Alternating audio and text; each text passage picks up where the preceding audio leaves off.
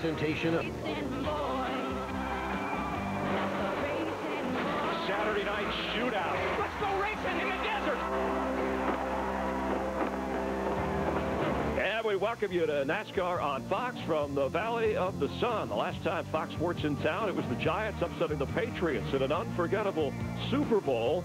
Which driver will provide the lasting memory tonight? We're going to find out who's the Eli Manning behind the wheel. They have crowned World Series champions in the Phoenix area, the Bowl Championship Series, and a NASCAR champ could roll. There's the Daytona 500 winner and the pole sitter, Ryan Newman.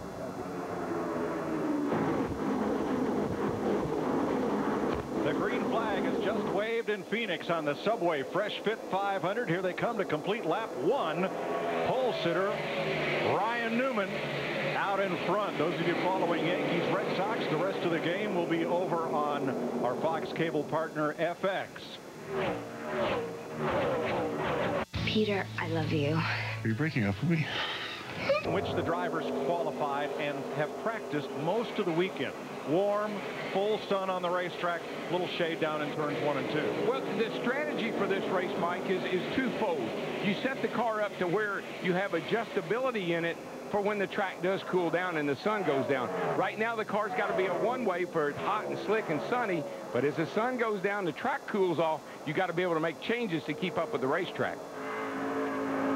They'll race in close to an hour of sunshine, transition to dusk, and then finish this one long after dark. And they do that with spring rubbers in the springs. They can pull them out or put them in, air pressure, track bar, the normal adjustments.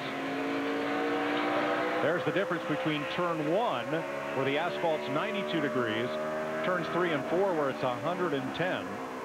And just like walking barefoot on a sunny driveway versus a shaded one, well, those tires feel the difference just like your toes would. Oh, by all means, you'll hear the drivers say that, hey, I'm good in 1 and 2, but I'm a little loose or a little pushy in 3 and 4. And we got a yellow already. Debris on the racetrack down in turns 1 and 2 have put us under the first caution of the day. We have completed 10 of 312 laps. Ryan Newman from the pole, the 43rd pole of his career, has led them all. And Mike, right, this is from a driver's perspective, this is a great time to have a quick yellow, because now you can debrief just a little bit. 10 laps into a run, you can tell your crew chief what you think the car's doing and what it might need as you get ready for your next pit stop. Newman leading Edwards, Sadler, Kyle Busch, and Jimmy Johnson. Let's go racing, boys. Let's go racing, boys. Let's go racing, boys. Larry McReynolds waving a very special green flag to start today's race. That flag just arrived back in the United States 2 days ago. It's been over with the 447 Expeditionary Group for the U.S. Air Force over in Baghdad with those troops and their families. Did you have fun? Darrell has told me, Jeff has told me, they could not do it justice. No. And, you know, to see, look in those guys' eyes, and to see them shading their eyes right now going down the front stretch. Yeah, we saw that with Jeff Burton. Dale Earnhardt Jr. was among the drivers who pitted under that caution. We're not going green this time. One to go this time by. They found something else out there. And he'll restart 28. Now, Junior's got tear-offs on his helmet. See that little clip right there, that little piece of tape? He'll tear that off.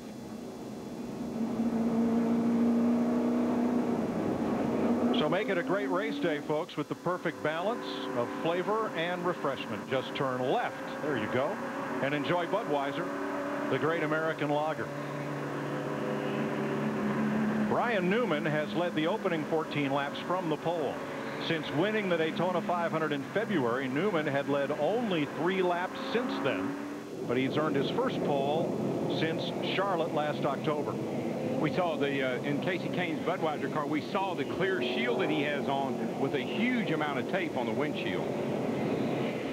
And I would say those guys that pitted at lap 12, it was because they were not happy with their car. Now, I will say last night in the Nationwide Series race, you get up about 15 or 20 laps on your tires. Fresh tires was worth a lot last night, and this is the same tire they raced last night. See all that tape on the windshield? I mean, that's way down there, but then you see Carl's got the clear shield on, so he's using the tape and going with the clear shield. Yeah, Larry, you're exactly right. Last night you needed tires. A lot of drivers, Carl among them, wearing sunglasses under that clear shield that he can take off and discard once the sun goes down. There's the glare problem coming off turn number 4. Now, Dale Earnhardt Jr. was one of those who made pit stops under this caution. Chris Stavoda. And Junior, very tight in the center of the turns. That's the reason they came in, made a 4-tire change, also an air pressure adjustment. You see there the amber-colored shield that Dale Earnhardt Jr. is wearing. We've been talking a lot about the glare. Mike, you mentioned tear-offs. A lot of these guys, the shade down here in my section, turn 1, a lot of these guys took the tear-offs off before they even went onto the track. Tear-offs. You see Junior there, the glare on his shield. There's Tony Stewart. You can see how the sun is affecting these guys. Stewart has an orangish shield with the dark tear-offs. And I think I think what the drivers did, they went out of the pits down there in the shade, and they said, oh, I don't need these. And then they get over here and they're looking off of turn 4 into the sun. They say, whoa. Now, we had 16 cars that pitted. In the perfect world for those guys, we'll run maybe 10 or 15 laps here, and maybe they'll get a caution and they'll get their track position. There's a look at Phoenix International Raceway, ready for our third and clear to drive restart. Loop third clear, indoors and out. Down the front straightaway, which is actually straight. Yeah. Unlike the backstretch. Backstretch has got 2 little straightaways in it with a little turn right in the middle. This track has 3 straightaways. You call it a knot. Yeah, a knot. It's got a little knot back there. Got the front straightaways long and then 2 little short ones in the back with a knot right in the middle. I bet you watch Carl Edwards get after it now. Last night his car took 8 or 10 laps to get going, and it looks like it's the same way today. Here he goes fighting for the lead with Ryan Newman. Tony Stewart under pressure from Jamie McMurray. Denny Hamlin has Jeff Gordon alongside, and for the lead. Here comes Carl Edwards, 3 victories this season. He's got a bead on Ryan Newman down the front stretch. You can see Ryan really drove it off into turn 1 and 2. In fact, Carl got into Ryan Newman just a little bit in the left rear. He'll try to win the drag race up the back straightaway. But Newman gets a good run on the high side. It's not unusual to see these cars do that. They don't have a lot of front grip. That's a big complaint, and Carl just lost the front end for a second. And here comes the guy that won last night all over the back of Carl, and he won't play around. I was going to say, look who's coming to dinner. That 18 car, Kyle Busch. That's a boilerplate looking stuff on his car, but he uses it as it is, as if it were a boilerplate. And right with Busch, the defending series champion, Jimmy Johnson. So it's a foursome for the lead in Phoenix.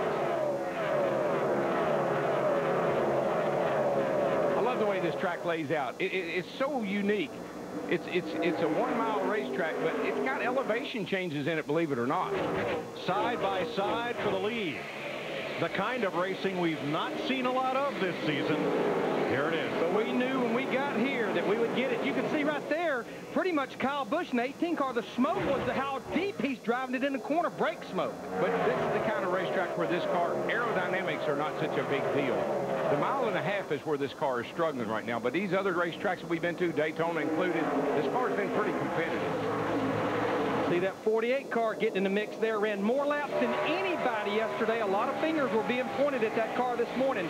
That would be the car to beat, the 48 Jimmy Johnson. I think there's a number of cars that were at the top of the board, 48 and the 8, Mark Martin, who's right in behind this little group right here. He was fast in practice yesterday, too.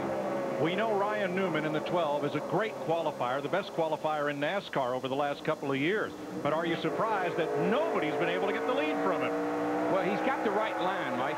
He's running up a little bit high off the corner. Half back. Looks like he's looking outside. And that high line will give you a lot of straightaway speed. Plus, this car needs all the racetrack to be able to pass somebody. Hard to get under somebody and make a pass. You know, Mark Martin at that 8 car, he told us yesterday he had a car that could win this race. Now, this team, they run the full schedule, but Mark Martin's doing something that's hard to do. Being competitive running a limited schedule, that's tough. Here's a guy, though. Look at that 18 on the outside. This is the same thing they did last night. They say you can't learn anything by running in the Nationwide Series. He learned one thing. You can pass a lot of people on the high side. 3 wide for a moment. Jimmy Johnson forces the issue way on the bottom. Yeah, Jimmy Johnson was all the way down on the apron, which will help that car turn. It makes it hook. If the car is tight, use the apron to make it turn. And Carl Edwards suddenly finds himself 4th in the 99. I actually think Carl was playing nice. You know, he gave a lot of room up there when he was racing with Ryan.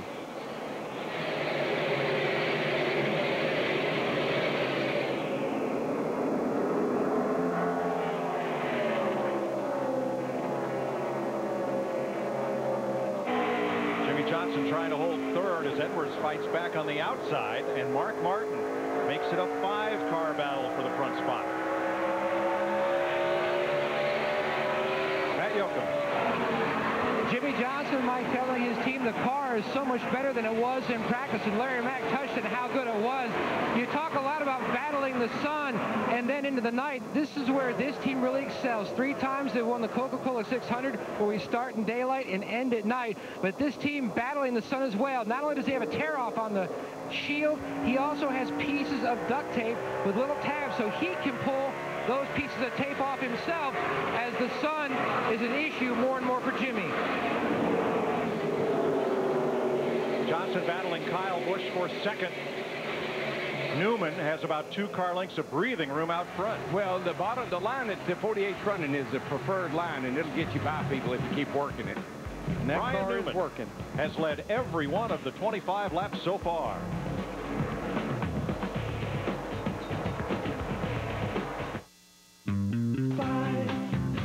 Today, Jonathan Papelbon coming out for his 4th save, getting Robinson Cano for the final out in a game that was interrupted by rain, and they finally sealed the deal. The Red Sox beat the Yankees 4-3 at Fenway. Moments ago here in Phoenix, Jimmy Johnson moving in front of Ryan Newman to take the lead, and charging up in the field is the 88 car Dale Earnhardt Jr. Let's rejoin Darrell Waltrip, Larry McReynolds, and Mike Joy. Dale Jr., who pitted on the first caution, restarted 28th. He's up to 12th. Ryan Newman has led the first 30 laps before giving way to Johnson. Yeah, well, Larry and I were just talking. I believe coming in and getting those tires was a good move right now, particularly as hot as it still is. Fresh tires can make a huge difference right now. And here's you go. Here's your lead change, and that 48 car is running the bottom to perfection. That means that car is turning. To be able to run the bottom lane like that under somebody means your front end's working, your car's turning. And it's getting in the corner good because he can turn the steering wheel. Carl Edwards now 3rd, Mark Martin 4th. Kyle Busch has backslid to 5th, ahead of Casey Kane and Tony Stewart. You know, Jimmy Johnson won the last time we were here back in the fall of last year. And with that team having its woes with this new car at the mile-and-a-half racetracks, had a good run at Texas last week, finished 2nd, and here he is leading this race. His teammate Jeff Gordon struggled last week in Texas, but said in pre-race that they found something the end of practice. He thinks they're going to run well. He's 14th right now, Steve Burns. Yeah, Mike, he's lost some positions as this race has just gotten underway. He said his car is super loose off the corners, but his crew chief Steve Letarte told me this afternoon the longer this race runs, the better that 24 car will get. Yeah, the thing about it, though, is this track cools down. It's going to help everybody. It's going to give everybody better grip. Yeah, that's the thing that I think sometimes you fail to realize that, yeah, it's going to help me, but it's going to help the other 42 guys, too. Where Jeff Gordon was last week, it's where Matt Kenseth is today. Kenseth did not qualify particularly well, started 21st, and he is now last. I think it's just the way this car is going to be for a while. Just remember, we've only been running this car. We haven't even run it a whole season yet. The car that we keep comparing it to is a car we had run for 20 years. So you got to give this car a break. It's going to take a little time, but they're getting it better every week. Kind of hit and miss for some guys, but the ones that hit it are fast. I'll tell you one that's missing right now. In fact, he came to pit road on that first caution. Jeff Burton, our points leader in Sprint Cup, the 31 car. Dick, it looks like they still do not have that car where they would like to have it. No, they sure don't, Larry. He had a tough time trying to make the field. He qualified 39th. That's his worst start in 18 tries here at Phoenix. And at this point, he's got 2 problems. Problem number 1, he's having a very tough time seeing coming off turn 4. He's asked for a lot of help from his spotter to see where he's going, and the car is pushing. So vision and pushing, the 2 main problems with car 31. Jeff Burton, your points leader. And we brag, Doc, we brag on all these guys that have been doing this for a long time, how smart they are. But I looked at Jeff Burton on the parade lap, coming off turn 4, holding his hand in front of his face because the sun was in his eyes. He didn't have a tinted shield. He doesn't have any tape on the windshield. He really was not prepared for what he was about to have happen to him. You can see right here, not very much tape at all up there on that windshield. It's like they just were not that prepared for what we have here. Good bit of glare off turn 4, and that will continue for about another 25 or 30 minutes here. Oh, he'll be all right. We saw last night. I mean, he'll be okay here in a little while, but it might be too late. He's going to go a lap down if he keeps running the way he is. 5th place on back, Kyle Busch continues to backslide. You're riding with his teammate Tony Stewart as Casey Kane in the 9 goes by on the outside. And that 9 car looked awfully good in practice. The Gillette Evernham, they came with kind of a new package here, especially for Casey Kane in the 9. Elliott Sadler that sat on the outside of the front row in the 19. Looks like it's paying off for Casey Kane as we've got caution here at lap 40. Matt Kenseth's bad day continues. What happens when we don't do our job there? Just he hit the wall hard, knocking the right front to the ground. I'd be curious to know what job it was they didn't do, because you heard Matt say that's what happens when we don't do our job, and they've definitely missed something big time on that car. Pretty bad on the right front, aren't you? Kenseth had fallen to the tail end of the field. There's his wife, Katie. Probably was hoping to catch a caution rather than become one. Got quite a bit of damage to the right side of that car. And this car is very resilient. I mean, it's a car that you can scrape the wall with, but I think you're going to see that he got a lot more than just a scrape. The car just never turned when he got to the late exit. Well, I know a place that's going to be busy, Dick Berger and Pit Road. Here they all come. Oh, boy, they sure are. Jeff Gordon is going to be the one that we are going to cover. He qualified in the 4th position, running in the 4th position, has had a very fast car here at Phoenix for the entire duration. This guy's led more laps than anybody else at Phoenix, and he's looking at Matt. Hendrick Motorsports swept Phoenix last year. Jimmy Johnson trying to make it 2 in a row for himself. The car, great. Little issue, just on exit of 2 and 4. Kristen. Ryan Newman has lost the lead because his car has gotten loose. They're making a track bar adjustment, dropping in 2 rounds. Also an air pressure change. Ryan needs his car tightened up just a bit. Ryan Newman picks up 2, getting off pit road with that #1 pit stall. And Dave Blaney stayed out on the racetrack and did not pit. Comes in here 37th in owner points, only 23 points out of the top 35. This will give him 5 bonus points. Coverage provided by Goodyear for track-tested technology. Get there on Goodyear Innovation. The Goodyear blimp shows us the one feature, the signature feature that makes this track unique. Yeah, it's kind of, I call it a knot. You could call it a bump out. It's just got a little knot right in there that, man, it really changes this racetrack dramatically. You know what makes this racetrack such a challenge and unique? It has short track corners, nice and flat, but long straightaways like a speedway, especially when you drive it off in the corner at those speeds. Turn 1 is pretty fast. Matt Kenseth has taken his damaged car to the garage as we get set to restart and begin lap 47.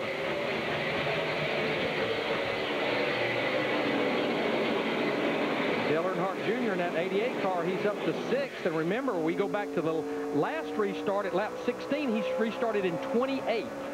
You know, one thing I think we'll see, it may be a little while. That 48 car is committed to the bottom, and you get your car set up a certain way, you're going to run that. You're going to run the line your car works the best. For this night's over with, we're going to see cars running really, really high. But this car just kind of accommodates running a high line. We mentioned Dave Blaney stayed out on track, but not long enough. He pitted. The leaders went by under caution, and lead changes are only measured at the start-finish line. So Blaney officially has not led a lap, and for staying out when everyone else pitted, restarted 42nd. Just talked about Dale Earnhardt Jr. He just drove by Tony Stewart in that 20 car. That'll move Dale up into the 5th position, the top 5. That car right there behind Tony Stewart, I think that's going to be a car we're going to need to watch too. Martin Truex Jr. in that 1 car. This has been a good racetrack for Martin. Had a great run going here a year ago and got burnt by a caution that came during a rash of green flag pit stops. Well, you got to believe if Mark Martin is running well, then you got to think Martin would be pretty good too. All right, Matt Kenseth came in here in the point standings in 13th position, Dick. Spending a lot of time in the garage. Indeed, Mike. This was a brand new car when this race started, but it is very, very badly damaged. The lower control arm, they're taking that off. The shock absorber is bent. The splitter has got to be replaced. They've got a lot of pieces and parts to change in the front end of this car. And I tell you what, Ryan Newman saw that 48 coming for the lead, and I think he said, you know what, you're better than I am right now. It's way too early to push the envelope. So the 48 car, Jimmy Johnson, back to the front. Yeah, and the other thing, too, a smart driver, if you're that fast, let me get behind you and see how you're beating me. Where are you beating me? What have I got to do to get where I can run with you? You know, back to Matt Kenseth, this is his 300th career start. This will be one he'll want to forget, I think. Half the racetrack in shade, half still in sunlight as we transition toward darkness here in the desert. And when that sun goes below the horizon, it's like flipping a light switch for temperature and, of course, for the outlook of these drivers off turn 4. Yeah, it'll go from the high 80s down into the mid 50s before the evening's over with. That's a huge change for the track conditions. Carl Edwards to second underneath Ryan Newman. Good job, bud. Get your rhythm back now. And Dale Jr. closing on Newman's bumper. And see, I think this proves another thing to me about Carl Edwards. They say, well, he's won 3 mile-and-a-halves. But this is a totally different animal right here, and he's running good tonight. That tells me they don't only have it figured out on a mile-and-a-half, they got it figured out everywhere. Jeff Hammond. What I've been watching, guys, is the fact that we talk about Dale Earnhardt Jr. and Larry McReynolds early this week. We talked about how this is a relatively short race, only 312 miles. And you've really got to make a lot of adjustments. If your car's not quite right, don't be afraid to bring it to pit road and make those adjustments. And what I'm seeing so far in this 88 car, good move by Tony Eury Jr. to bring him in, work on that car, and now he's able to move his way up through the field, take advantage of these caution flags. And the way that car looks like it's going around here, he could very easily be the guy that you got to beat before the end of this night. But no, you're absolutely right, Jeff. It's a 500, but a 500-kilometer, 312 laps. I'm looking at Denny Hamlin right now in the 11 car. He's battling for the 7th position with Martin Truex Jr. and Mark Martin. Go back a year ago. You have to be mistake-free in this race because last year, that car looked like no one was going to touch it. He had a pit road speeding penalty early in the race and could never get back to the lead. Ended up finishing 3rd. I like what Tony Jr. did with Dale Jr., but remember, he's got 15 laps fresher tires than these other guys. He's going to have to pit 15 laps sooner than these other guys. Well, not now that we had that last caution because everybody's on the same cycle now. You're right. He got his track position. He's good to go. Denny Hamlin, the purple on that car, the March for Babies, part of the March of Dimes campaign. With Denny Hamlin and his team at Joe Gibbs Racing support. Mark Martin just ahead of him in the 8th position. Boy, this has been quite a group and a lot of action back here, Larry. Yeah, that's about 15. Yeah, this with Juan Pablo Montoya, the 42 car, Jamie McMurray in the 26, and that's David Rudiman now in the 44 car. Yeah, and this is when you prove how durable this car is because they've been beating around on each other. You'll see wheel marks on the side of several of these cars. They've really been using each other. Now, David's dad, Buzzy, an East Coast racing great. He's up in his 60s. Did I hear you talking on the flag stand? Buzzy's already won a race this year? And he's getting ready to run another race next weekend. These guys down on the flag stand, since we're off next weekend, they're going to go watch Buzzy race. East Bay Speedway, Tampa, Florida. You got it. He's got a really good sponsor, too. His son? His son. Yeah, right.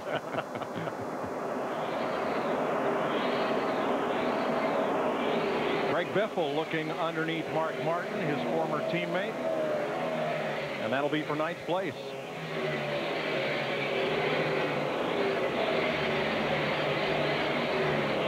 And you see those flames coming out of the exhaust pipe. We get asked a lot about that. And these guys, especially on into a run, they'll kind of park throttle a car, and all that is just raw fuel burning in the exhaust pipe. And then the minute they go wide open, puts the flame out. Blows it right out. Steve Burns. Mike, you see Juan Pablo Montoya in the 42 and Jamie McMurray in the 26. They were side by side, but they have different problems. Montoya tight in the center.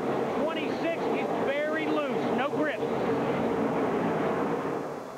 This is not a very good way to explain that, Larry, but it takes a real deep breath and then it belches. There you go. That's exactly right. Sorry, folks, but that's what it does. What did you have for lunch? Subway. Oh, okay. Jared fixed me up. Can't blame it on that then. Jimmy Johnson leading as we cross through 60 laps in the desert. Yeah, that's right. I am in front. Stay tuned for more NASCAR on Fox. The Subway Freshfit 500 on Fox is sponsored by Budweiser. Reach for the perfect balance of flavor and refreshment. Budweiser, the great American lager. 66 laps in, Jimmy Johnson in front of Carl Edwards. Edwards eating into that lead. It was 1.8 seconds. It's coming down a tenth or two every lap. It now stands at a 1.5 seconds. Ask the Pros, built by the Home Depot at foxsports.com, just keeps getting better. Last week, Tony Stewart joined Darrell, Larry, and Jeff on the site. And now, Tony's crew chief, Greg Zipadelli's on board. Go to foxsports.com/askthepros to get your NASCAR questions answered anytime. Now, Kyle Busch is running in 12th place. He's Tony's teammate. He won the nationwide race last night. And last week, Kyle described the sweet spot of handling in these cars as like standing on the edge of a razor blade. Well, it appears that razor blade has inflicted a cut. I have no grip, zero. I can't get in, I can't get through the center, I can knock it off the corner. I have no rear grip. If you give me rear grip, I'm going to have no front grip. So I have a 30th place car right now. But you know what? I watched the race last night. We're going to get some wedge in it. I watched the race last night. Had the same problem. Difference last night. They got some cautions, kept tires on it. Good news is he did win last night. Well, Larry, you don't have to be that good at this stage in the race. You do have to stay on the lead lap. You have to keep your car in contention. But the nighttime is the right time here. It is. But, yeah, like you say, Mike, you've got to be in touch. You can't end up going a lap down. But what Kyle is warning Steve Addington, his crew chief, is don't hurt my front grip to help my rear. Fix the back of the car, because if you try to work on the front of the car to help the rear, then I'm just going to lose grip up there. And that's a challenge. But the other thing, Larry, is, I mean, a driver right now, if he's in trouble, he needs to be telling them, give them good feedback. Don't complain about the car. I mean, the car's not doing what he wants it to. Tell him what he thinks they need to do to help him. Just to update the Carl Edwards situation, again, Carl qualified third. He's running second right now. Let's make sure and go back and talk about Las Vegas, his second win of the year. He's won 3 races. They had the oil tank box lid cover rule infraction. His crew chief, Bob Osborne, was suspended for 6 races. That's like an NFL team being without their head coach for 6 races. So you've got to tip your hat to that race team. Chris Andrews, the team engineer, has been calling the shots on this car on Friday and Saturday. And then Robbie Reiser, who's a championship crew chief from Matt Kenseth, who's in the garage area right now, is on the pit box calling the shots on race day. Bob Osborne will be back on the pit box in a couple weeks. That's the difference in a lot of these race teams. That's depth. When you can go to the bench and bring in somebody else that can fill in for your coach, then you've got a great team, a great depth in your team. Pole sitter Ryan Newman led the first 30 laps of this race. He's now fallen back to 10th as Mark Martin in the number 8 makes the pass. Now, I just watched Mark in the 12 car, and Mark was clear up, but the spotters are down here on top of the roof in turn 1.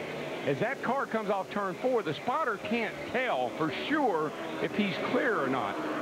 So the spotter could have cleared him up much sooner than he did, but I'm sure it's because he just doesn't have a good view from up on top of that roof in turn 1. And you know, as I watch this battle right here, and there's the spotters you're talking about. Yeah, they're going away from you, going down the back straightaway, coming at you down the front stretch. But as we were watching that battle with Ryan Newman, I want to give one more attaboy. I know we've got a long way to go here tonight, but David Reagan, once again in that 6 car, in his second full year in his 6, driving for Roush Fenway. Here he is up there battling, trying to get in the top 10. Had a great run last night, had a good run at Texas. This kid, I think, even though a lot of people were doubting him last year, he's really coming to his own here in his sophomore season. I can't explain what's happened with David Reagan, except it's like trying to teach someone to ski.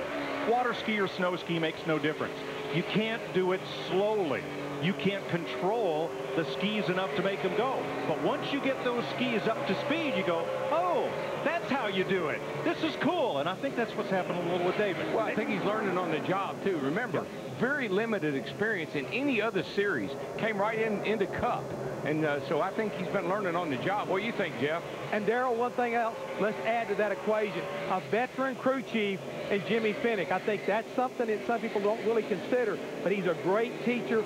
Tonight, Larry's already talked about some of the concerns of guys having their car get too tight in the center and being loose off. Jimmy was on top of that today when I talked to him earlier about how he was going to have his car set up. And I think he's really a good asset for this young man, giving him a solid ride week in and week out. Well, yeah, and the thing is, when you're a young driver, sometimes you just try to overdo it. And you have to learn that these are long races. Back it down. Don't give 110%. Give me about 90, and when it's time, give me 100. And, Mike, you pointed out to us in a meeting, remember the shoes that David Reagan was trying to fill. Mark Martin had been the driver driving that 6 car since like 1988, 89. That was some big shoes to fill. To step in where Mark Martin had really made his mark for Jack Roush. And that 6 car, that's dear to Jack's heart. I mean, the number on Jack's airplane is N6 JR. So, I mean, that 6 is his whole NASCAR career up until Roush, now Roush Fenway Racing, blossomed to a 5-car team. Yeah, that's the company car. Right. Jimmy Johnson coming up on IRL champ and Indy 500 winner Sam Hornish. Will go 1 lap down along with Bill Elliott and Joe Nemechek. Of those, Ryan Newman has led the other 37. Johnson out front. Newman has faded to match his car number, 12th place. Matt Kenseth has returned to the racetrack after 40 laps, making repairs to the right front suspension in the garage area.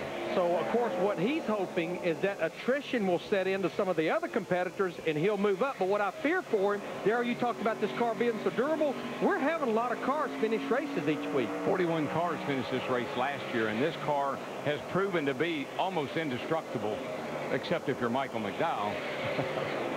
Mark Martin making the move on Casey Kane. Steve Casey's backing up a little bit. He's going to fall to 9th place here. Mike sure is, and his comment is, I am just way too loose. Kenny Francis, the crew chief, said hang in there. And I think that's one reason we're seeing Casey Kane in the 9 that we're riding with. He's running the high line. He can't turn the steering wheel right now. Yeah, when your car is doing, if it's pushing real bad or if it's real loose, move up, run a bigger circle. You don't have to turn the wheel so much. Well, the phrase we've not yet used today is comers and goers, and we're going to see a lot in this race.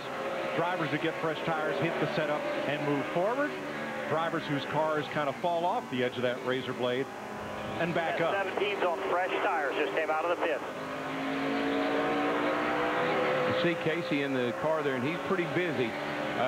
When you see the driver juking the wheel around quite a bit, that usually means the car's a little free, and it's not real comfortable. You can't turn the wheel a lot, so you're always kind of playing with it, nibbling on it. You look right here, he's 9 seconds behind leader Jimmy Johnson. As you can tell, that's about the length of the front straightaway. That's about how long it takes to go down this front stretch. When a car is running, when it's handling right, the hands hardly ever go back to the right. You're always kind of leaning to the left. When a car's not handling right, you're always juking it just a little bit back to the right. Here's the distance from Casey Kane in 9th place to the lead. There's Jimmy Johnson in traffic, and Carl Edwards getting pretty close as things close up. There's Edwards on the inside, clearing the lapped car. I think Jimmy's car, he likes to run the bottom. He's committed to the bottom. Carl looks like he's willing to move around a little bit more. Jimmy's in traffic.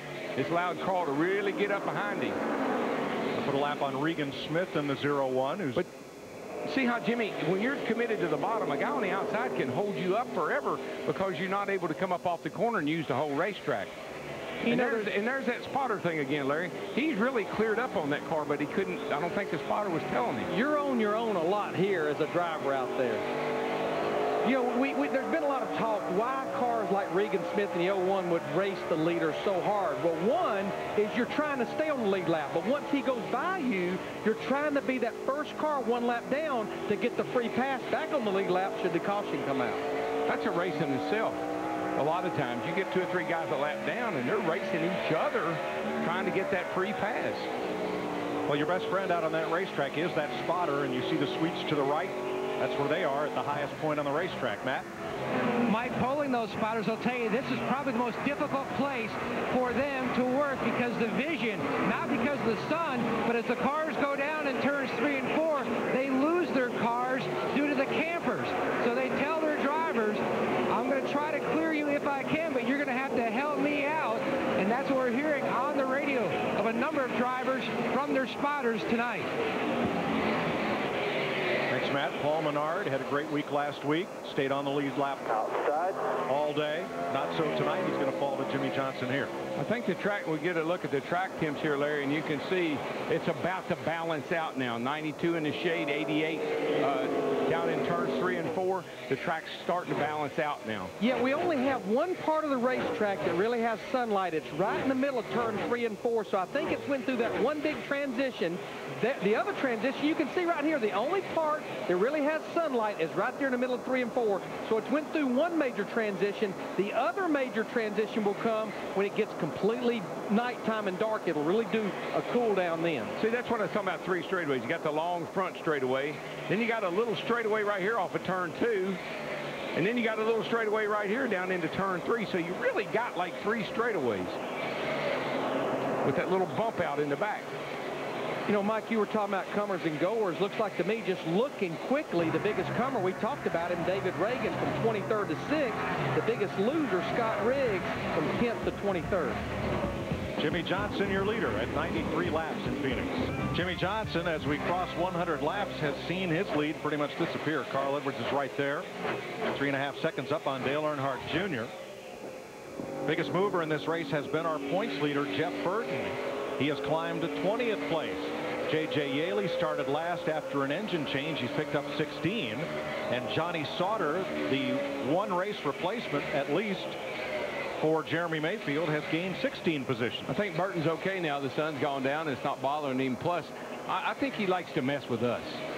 Well, you know, we'll say, oh, he's in trouble. He's not going to be very good today. And next thing you know, he's lurking up there toward the top 10. Right behind the number on the 96 is the Arizona Diamondbacks logo. Thanks to the team for hosting Fox Sports last night at the game as we watched the D-backs whip up on the Colorado Rockies. It's my understanding that's their 10th anniversary decal for the Arizona Diamondbacks. And, of course, the owners, Jeff Moore and Tom Garfinkel, executives with the Arizona Diamondbacks. So this is really a home version for this whole race team because J.J. Yaley, as you saw, he's from Phoenix as well. They won last night, right? Right. And they won again this afternoon, yeah. And Wednesday, J.J. drove his car to the mound to throw out the first pitch, drove his race car. This 99, he keeps reeling in Jimmy Johnson in the 48 car, but we are within about a 10 to 15 lap window of what will be green flag pit stops. Everyone was on pit road last at lap 42. The fuel window here for Sunoco Fuel is about 70 to 80 laps. I just kind of watch Carl, and I almost think he's just kind of staying behind Jimmy on purpose. But I'm sure he'd love to get 5 points for leading the lap because right now Jimmy Johnson, Ryan Newman, the only 2 guys that has led a lap tonight. Oh, I think he'll get his 5. Mark Martin has passed his teammate, Martin Truex, and moves up into 7th spot. And Jeff Gordon soldiering along in 17th, Steve.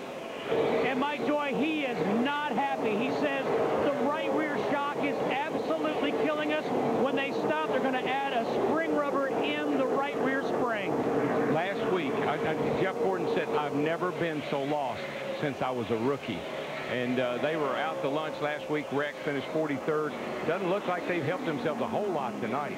And if that right rear corner of that race car is not propped up, it can make it do both things. It can make the car not turn because it picks the left front up, and it can also make the car loose.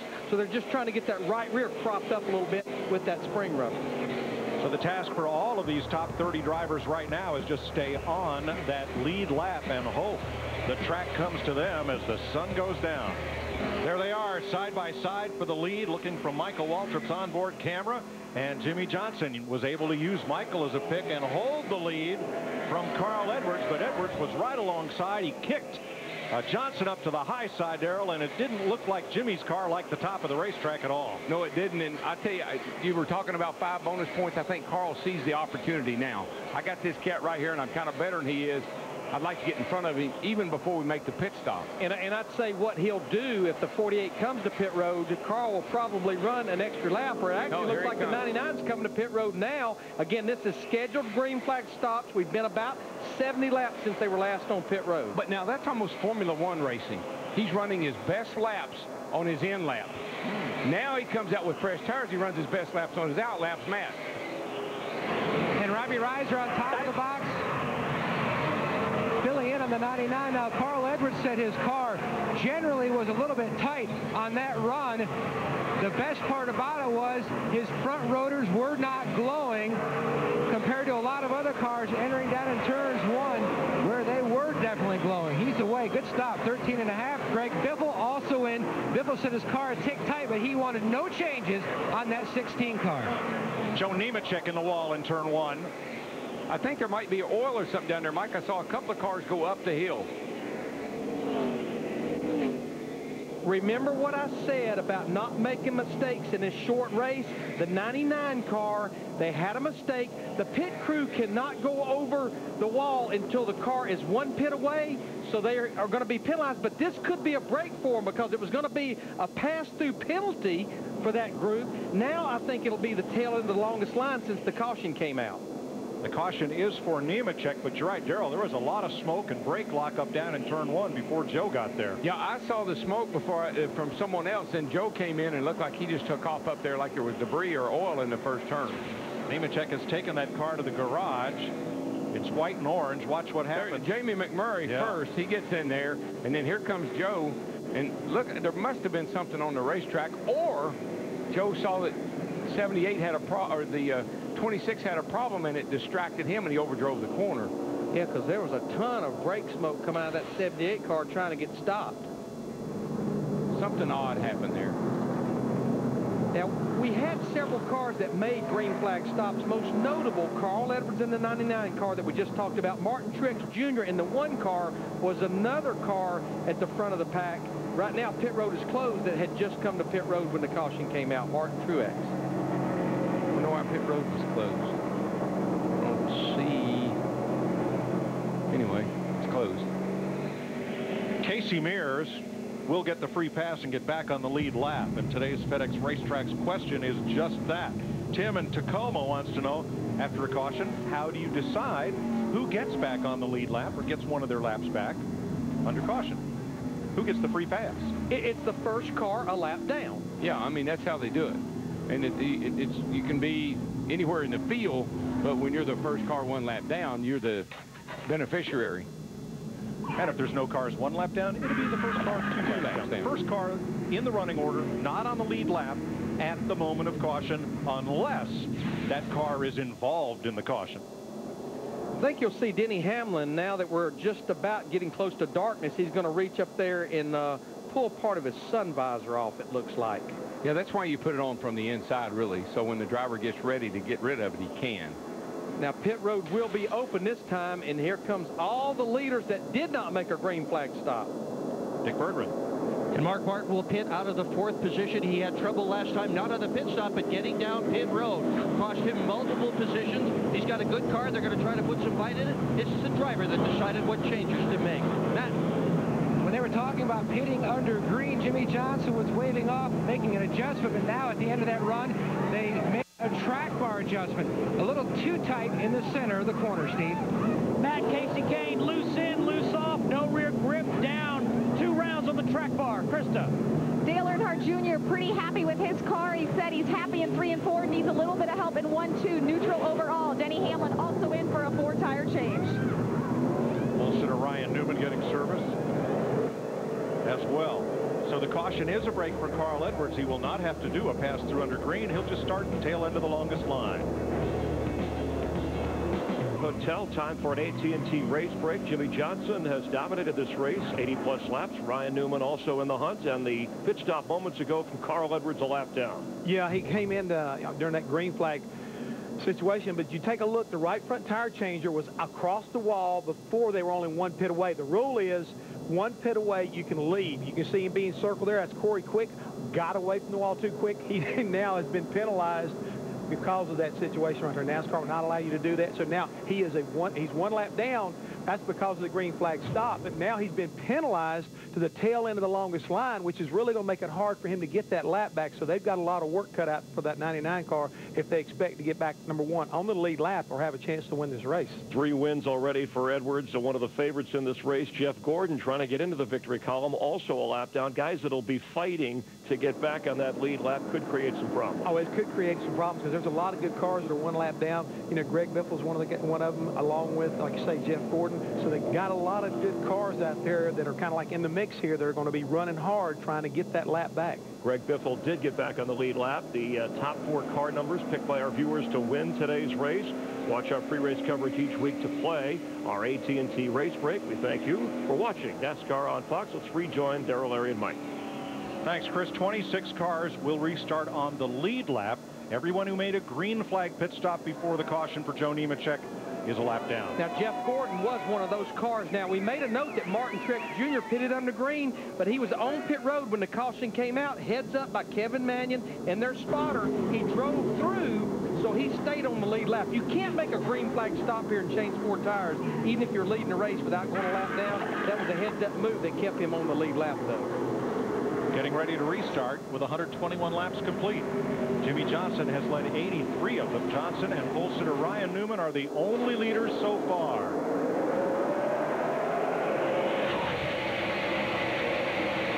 Boy, this is one of those times when I'm confused, the fans are confused. I mean, Jimmy Johnson is the leader, and we got cars all on the tail end of the lead lap.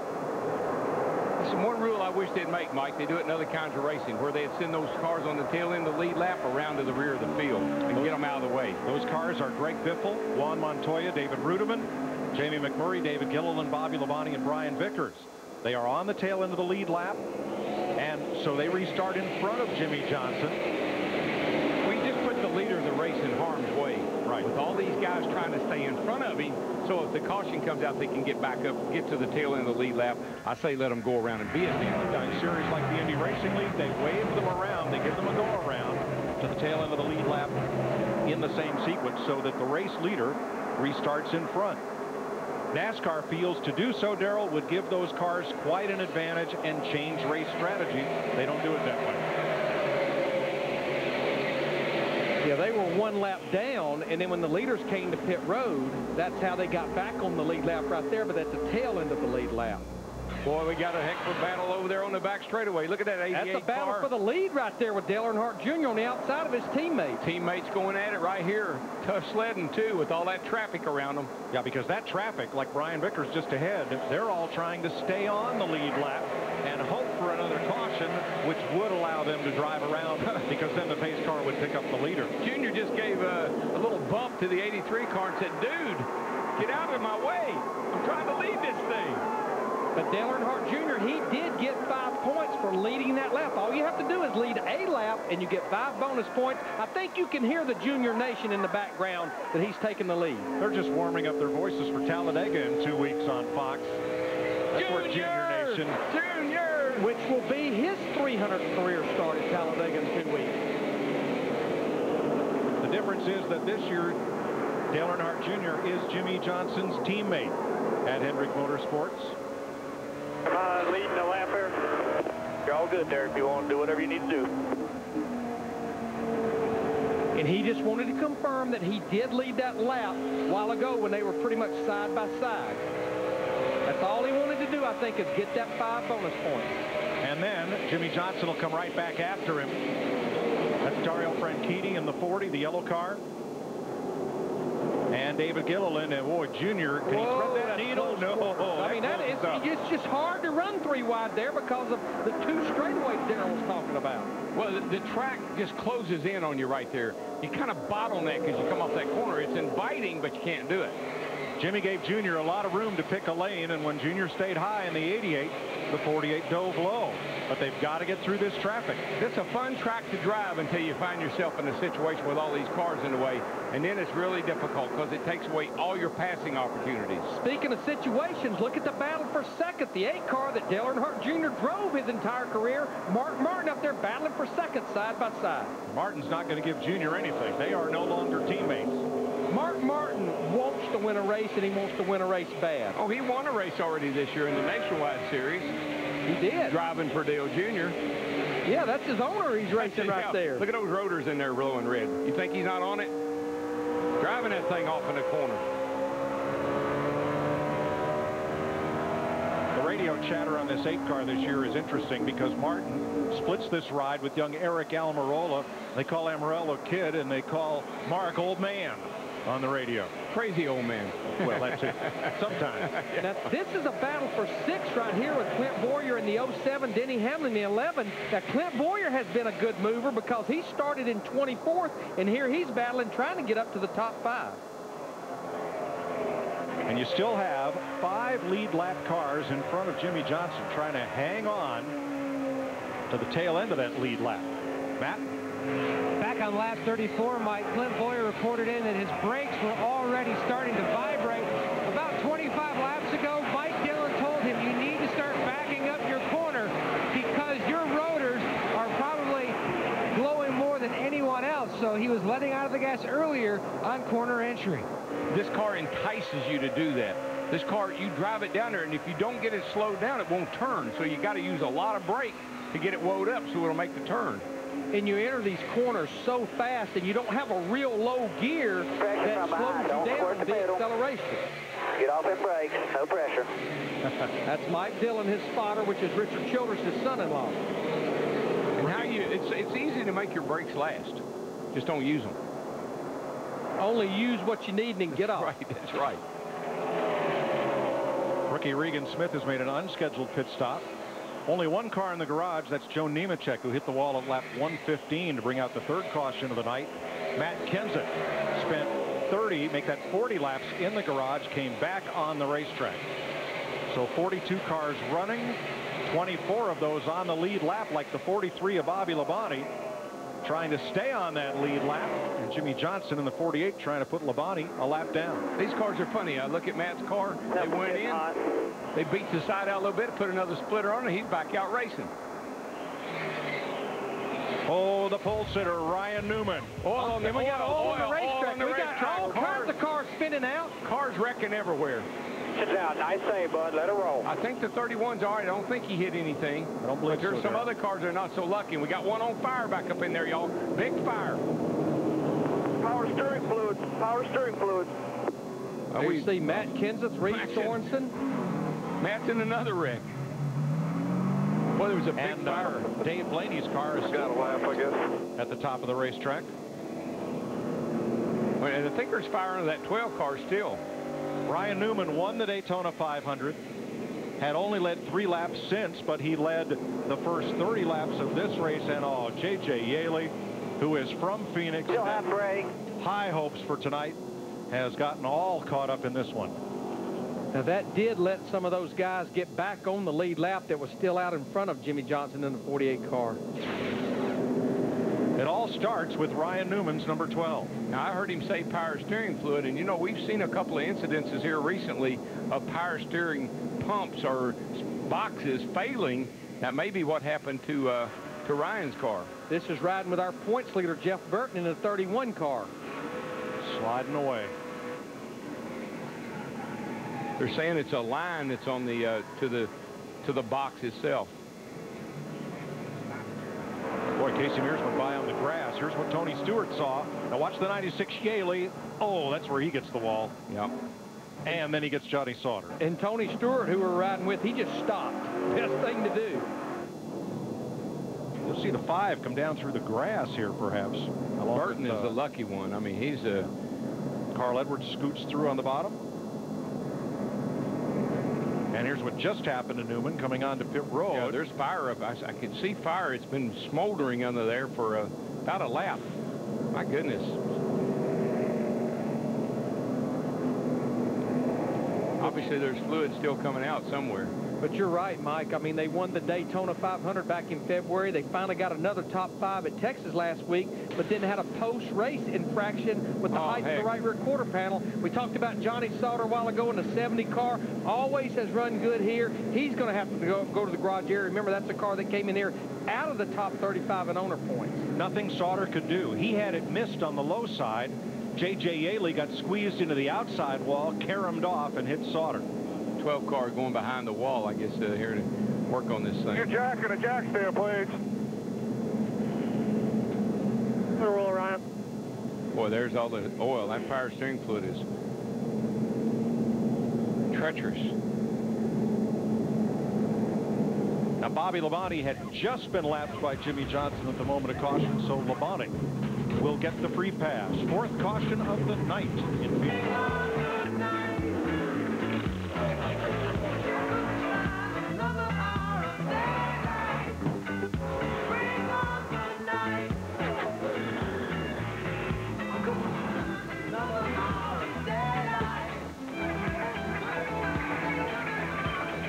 We started in bright sunshine, and then boom, boom, out went the lights. You see our aerial coverage provided to you by Goodyear for track-tested technology. Get there on Goodyear innovation. This track brightly lit for night racing, and the whole complexion of this race changes as we go through sundown and dusk, and now the track cools off, and everything cools off because we have a red flag to clean up from Ryan Newman. And the problem's up in turn number 4. Darrell's got an itchy trigger finger on that two-way radio. Who are you going to dial up? I'm going to see if I can get a hold of Kyle Busch here. Kyle Busch, it's a DW up in the Fox booth. You got a copy, buddy? Yes, sir. What's up, DW? Well, my man, your 30th place car has come around, looks like. What kind of shape you in? It's better, definitely. It's just, you know, real frustrating out here trying to drive stuff that drives this way. These guys work so hard and put so much effort into these things, and they're just not quite race cars that drive the way you'd like them to. But we're working with it. We're trying the best we can. I'm sweating my butt off out here, but all in all, you know, we got a 5th place effort right now going for the Snickers Toyota, so we'll see if we can't keep it up here. Did you learn anything last night? I mean, you were awesome last night, but you were a little loose off then, and you seem like you may have fixed that car. How about tonight? Can you fix this thing? Made a big swing at it that last time, got it a lot better. We made a bunch of adjustments to try to tighten it up off, and luckily we didn't tighten it up in the center much. We did fix our off somewhat, but not all the way, so we've got a little bit more ground to make up a little right now. But, you know, last night was a good car, too. We just had to run the top side when it was too loose, and here tonight, you know, learning that, I went to the top and was trying to run up there, and it made the car feel better or act better, but, you know, those guys were still quicker than us and just had to let them go. Well, if anybody can hang on to it, brother, you can. So I'm wishing you good luck, and hang in there. Keep working on it. All right, man. Appreciate it. Thanks. Kyle Busch led 133 of 202 laps in winning the Bash's 200 last night. They're still cleaning up in turn number 4. So let's go outside turn 2 and get an AT&T race break. From the Hollywood Hotel with Jeff Hammond, Chris Myers, and a quick recap of where we are. And our own Larry McReynolds got to wave the flag and get the drivers going. And they were roaring in the daylight before it got dark. Jimmy Johnson moving in front of Ryan Newman. Johnson has led 95 laps. Newman 37. Dale Earnhardt Jr. with 3 laps led so far. Matt Kenseth into the wall and then talking about it. That's what happens when we don't do our job there. Kenseth into the garage, came back after sitting for 40 laps. Meanwhile, just moments ago, Kenseth caught up in this. Power steering problems. There's Jeff Burton, your points leader, coming into this, the 8th race of the year. Reed Sorensen involved. Also Johnny Sauter, J.J. Yaley, and Newman having trouble just getting back to the pits with smoke and excitement. And Jeff Hammond, red flag at night. Driver's delight, red flag right here, a problem for us as the traffic has stopped with Johnson, your leader, followed by Dale Earnhardt Jr., Mark Martin, Casey Kane, and then Kyle Busch, whom we heard from moments ago. Let's go back to the power steering issue. Yeah, well, I've seen that quite a bit this year. I mean, that's kind of surprising. Joe Gibbs has had 2 power steering problems so far this year. And on top of that, when you see a guy like Ryan Newman who's going along through there, all of a sudden you get yourself in trouble. But you can see the reservoir, that little silver can there right beside the front and brake reservoirs. That's where the power steering fluid is. Quite a bit of it. It runs down the length of that down bar, we got roll bar, all the way down to the power steering pump or the box. And it looks to me the way it sprayed fluid all over the inside of the race car, caught the fire. I got to believe that has to be, you know, a problem right there as far as that line, the power steering line, the pressure line did what come off. Sprayed all over the racetrack, and again, when this stuff gets out there, it is very, very slick. I think it's slicker than what oil is, so that's the reason why you saw so many cars spin around and the fire subsequently on the 12 car. And so right now they're putting something on the track, a drying agent, so that we can get back to racing. Get back to racing, and I think it's a good move by NASCAR because they realized all of a sudden it is all the way around the racetrack. This stuff is under high pressure, so I mean, he basically emptied the reservoir can all the way around the racetrack, and other cars, when they piled in, probably did damage to their oil coolers or radiators. Again, a lot of fluid on the racetrack, so NASCAR deemed necessary. Stop the race, get it cleaned up so we can go back and have some great racing. Given where we are, 177 laps to go, does this help anybody out, this red flag at this point, any particular crew? Well, I think anybody that's got problems has got an opportunity right now to kind of like call a timeout, much like a lot of other types of sports. You can call timeout and get a chance to talk to basically the head coach. Crew chiefs, spotters, engineers, now they can start thinking about, what do you want me to do this race car? If you're terrible, let's throw something at it like Kyle Busch was talking about. We made a big swing at it. they got their car a lot better. So some of these other teams may elect to do the same thing, may make theirs better. But what you got to be worried about is overthinking the situation and maybe getting your car going the wrong way when you're running up front. Yeah, Kyle Busch said he had a 30th place car at one point. He is up to 5th currently. And if you want an exclusive look inside the world of Richard Childress Racing, Jeff Burton on the 31 Chevrolet, and he did a pretty good job of surviving a real mess in that recent wreck. Thanks to AT&T, you can, using cellular video on your AT&T handset, you can access all the inside RCR content. We are under a red flag currently. 135 laps in, and let's get a check-in on pit road. And Mike, let's begin our pit watch with Dick Bergman. Yes. I'm in Mark Martin's pit right now, and the 49-year-old driver from Arkansas is having a big night. Right now, he is running in the 3rd position, and the crew keeps radioing his times to Mark, and many of those times are among the fastest laps of anybody. They have not yet decided if they're going to pit. It looks like it's going to be monkey see, monkey do, Steve Burns. And Dick, Casey Kane in the 9 car has gotten better. He said his car is pretty decent. Feels like it's rolling over on the right just a little bit. Don't think they're going to pit. He and Kenny Francis have been talking about it, Krista. Dale Earnhardt Jr. says right now he's having a little bit of trouble keeping the right rear of the car down. But he said, and I quote, "Oh, man, it's not that big of a deal." Junior did say that he just wants to make sure he matches his car. In other words, if he has a good car, which he does tonight, he wants that good finish. Matt? Christopher leader Jimmy Johnson tried to make it 3 straight Phoenix wins for owner Rick Hendrick. One issue that they were dealing with right before the red flag, Jimmy was telling Chad Knaus's crew chief that the water temperature had climbed to almost 290 degrees. They don't feel that that's going to be an issue at this juncture. He was back in traffic, but Jimmy wants to back up the adjustments they made last time on pit road because they fixed one issue, but they hurt the car in another. And his car was very good on the bottom. When he tried to go up top one time, he started to lose a little bit of time, Mike Joy. Thank you, Matt. The red flag has been withdrawn. We're now back under yellow. The field begins to move off turn number 2 because cleanup operation has been completed at turn number 4, where most of the dust-up was from Ryan Newman and the cars that spun afterward. Looks like at least 4 cars are going to get back on the lead lap that were running in front of the leader. Montoya, Rudeman, McMurray, see how Reed Sora and Greg Biffle would be the other one. Pit road is going to remain closed for at least a lap or 2 as they finish cleanup. A good time for this week's State Farm Safety Report. On to foxsports.com.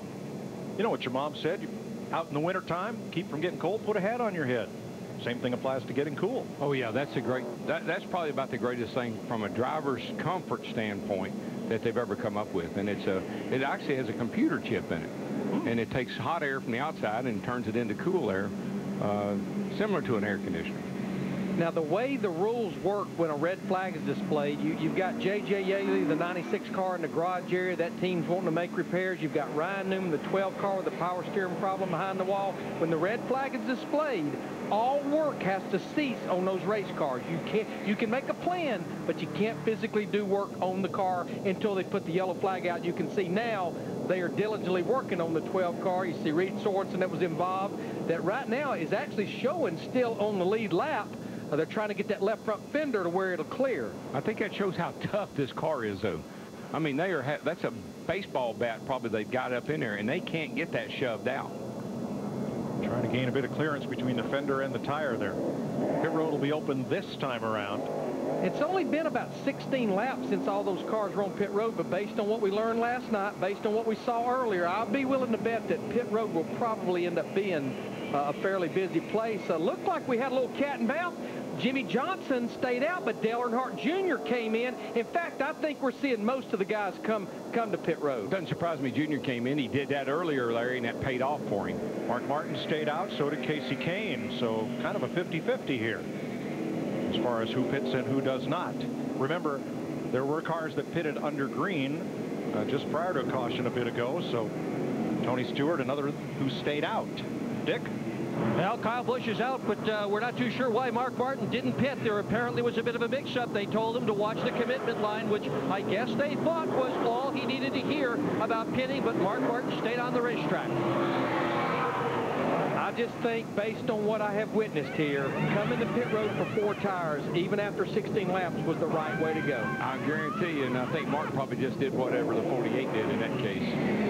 Krista. Tony Stewart also coming in. He said he needs to go forward better. Tony said, I can fix the entry. Zippy, his crew chief Greg Zippadelli, if you can help me center and exit. There'll be a penalty call on Reed Sorensen. Removing equipment out of the pit box will bring him back onto pit road. Yeah, his car's pretty damaged. They're just trying to get it where he can keep going, but they're going to have to stop and work on that thing a bit. Reed Sorensen in the 41. Fox Sports takes you out to the ball game, and again, thanks to the Arizona Diamondbacks who took us out to the ball game last night. Nothing like a hot dog at the ballpark, unless, of course, you're in Martinsville. Now, next week, Fox Saturday Baseball continues. There's a look at Chase Field. We had a grand old time at the ball game. Did you sing? No. Oh, heck. Well, we sang along with the 31,000 other folks who were there at the 7th inning stretch. And we see Carl Edwards in the 99 car. Remember, he is still a lap down, and the way the pit sequence works, if you're 1 or more laps down, you can't pit the first time. You have to pit the second time. We're getting a report that they only put 2 right side tires, new tires on the right side of that 99. Nice crowd on hand here at Phoenix International Raceway.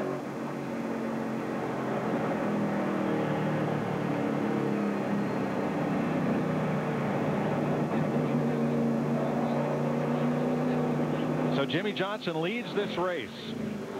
And here at Phoenix, Johnson has the best average finish of all active drivers, an average of 6.5, which is pretty sporty. The best all-time average finish here, Alan Kulwicki, who won the first Winston Cup race held at this track 20 years ago. Average finish of 5.2. Kulwicki won the race and then did something remarkable. Turned his car around, drove the wrong way around the track so that his driver's window down, he could wave to the fans his self-described Polish victory lap. And then went on to win the Series Championship in '92. He was the first Cup winner here 20 years ago this fall. The track has a little bit of a Milwaukee characteristics to it, where Allen had a lot of success. Ready to go green with our Claret and Clear to Drive restart. Get Claret and Clear. Get back to feeling like yourself again. The first 4 drivers stayed out and did not pit as we go back to green for lap 141. You're right, Mike. Jimmy Johnson, Mark Martin, Casey Kane, Greg Biffle stayed out. 16 laps on their tires. The 2 cars behind them, Clint Boyer in the 07 and Elliott Sadler in the 19, 2 fresh right side tires. Then Dale Earnhardt Jr., the 88, the first car there with 4 tires. Boy, Sam Hornish is causing a bit of a roadblock, but they've all worked through it. He got 3 wide over there going off of turn 2, but they straightened it out, and they're just didn't get a good jump. No, the car didn't go at all, and really got him in trouble.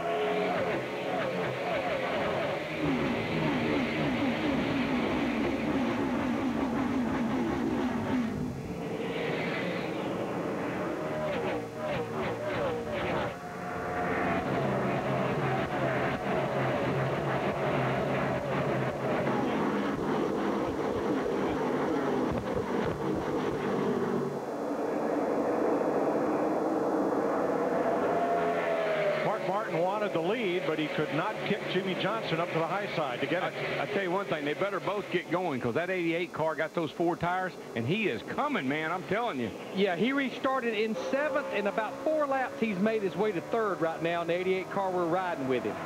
He looks like he's got 100 more horsepower. Well, he's got a good handling car. Plus, now he has those 4 fresh Goodyear tires. He's driving a really good race tonight. He's making good moves. That tells you the car is really comfortable for him because he can put it anywhere he wants to. There you see him on the restart that happened about 5 laps ago. Again, he started behind Elliott Sadler. He's going to get him and Clint Boyer before they even get to the end of the back straightaway. And there's the Hornish roadblock I was talking about, which really played into Junior's hands. Junior restarted 7th. He's now running 3rd. But you know, we've been talking about it's been almost 2 years since Dale Earnhardt Jr. was in victory lane. Of course, that was in the 8 car at Richmond, Virginia. But how about Mark Martin up there battling for the lead? It has been 2.5 years. Kansas in the fall of 05 since he's been to victory lane. Well, Mark, I think he'll tell you, what was it, 3 or 4 years ago here, had this race won, dominated this race, had a problem in the pits and ended up in a wreck late in the race. But I think he feels like this joint owes him one. Berggren. Well, Kyle Busch may have a problem. The fuel gauge is fluttering around. I've talked with Wesley Sherrill. He's the car chief. He's the guy that knows more about the mechanical workings of this car than anybody else. He told me it is a new gauge. However, Busch is also well back in the serial order. They lost time pulling a spring rubber on the last pit stop. Which will try to give that car a little bit more bite. Take that rubber out to soften that spring up and let it get a little better bite up off the corner where he seems to have a problem. So he's the 12th place car right now. Talking about Mark Martin, he has 1 win here, but he has 5 second place finishes here. Got a car in the wall, turn 4. Paul Reed Sorensen's bad night continues. In looking at the left front tire, I would be willing to bet that that is from the damage from the last wreck, and it's cut that left front tire down. And Juan Montoya has spun to the infield in the back straightaway. Yeah, I saw smoke off of turn 2 and couldn't see who it was. He's down next to the inside wall. Did he get together perhaps with his teammate, Dario Franchitti? Surely wasn't Dario. Well, there's the 41. Yep, the left front tire was down on that car. Now watch Montoya's big red number 42.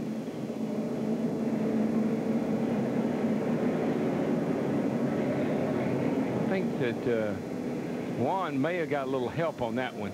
He and Robbie Gordon had been close quarter racing for the past 140 laps here. Yeah, they're kind of two of a kind. They just speak different languages.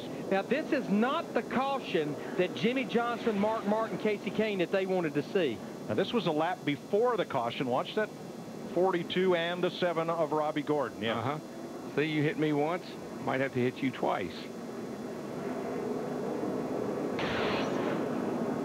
There's Robbie. Now, as mentioned, here those cars, they have to come pit road. They did not want to see that caution, Dick Berggren. No, they didn't, but here's Mark Martin in his pit, and this was a long time deciding whether to pit or not. To Matt. Dick, there was a little debate between Chad Knaus and Jimmy whether to stay out or pit. They decided to pit. Mike Knauer already backing up the chassis adjustment they made on their previous stop. Steve? Matt, a wedge adjustment and a track bar adjustment for Casey Kane. He says he feels like that car is rolled over on the right side. They've also made air pressure adjustments. Thanks, fellas. The free pass to Jeff Gordon. So he'll be back on the lead lap. And when we restart, we'll have 21 lead lap cars who had not led here at Phoenix since his win back in 04.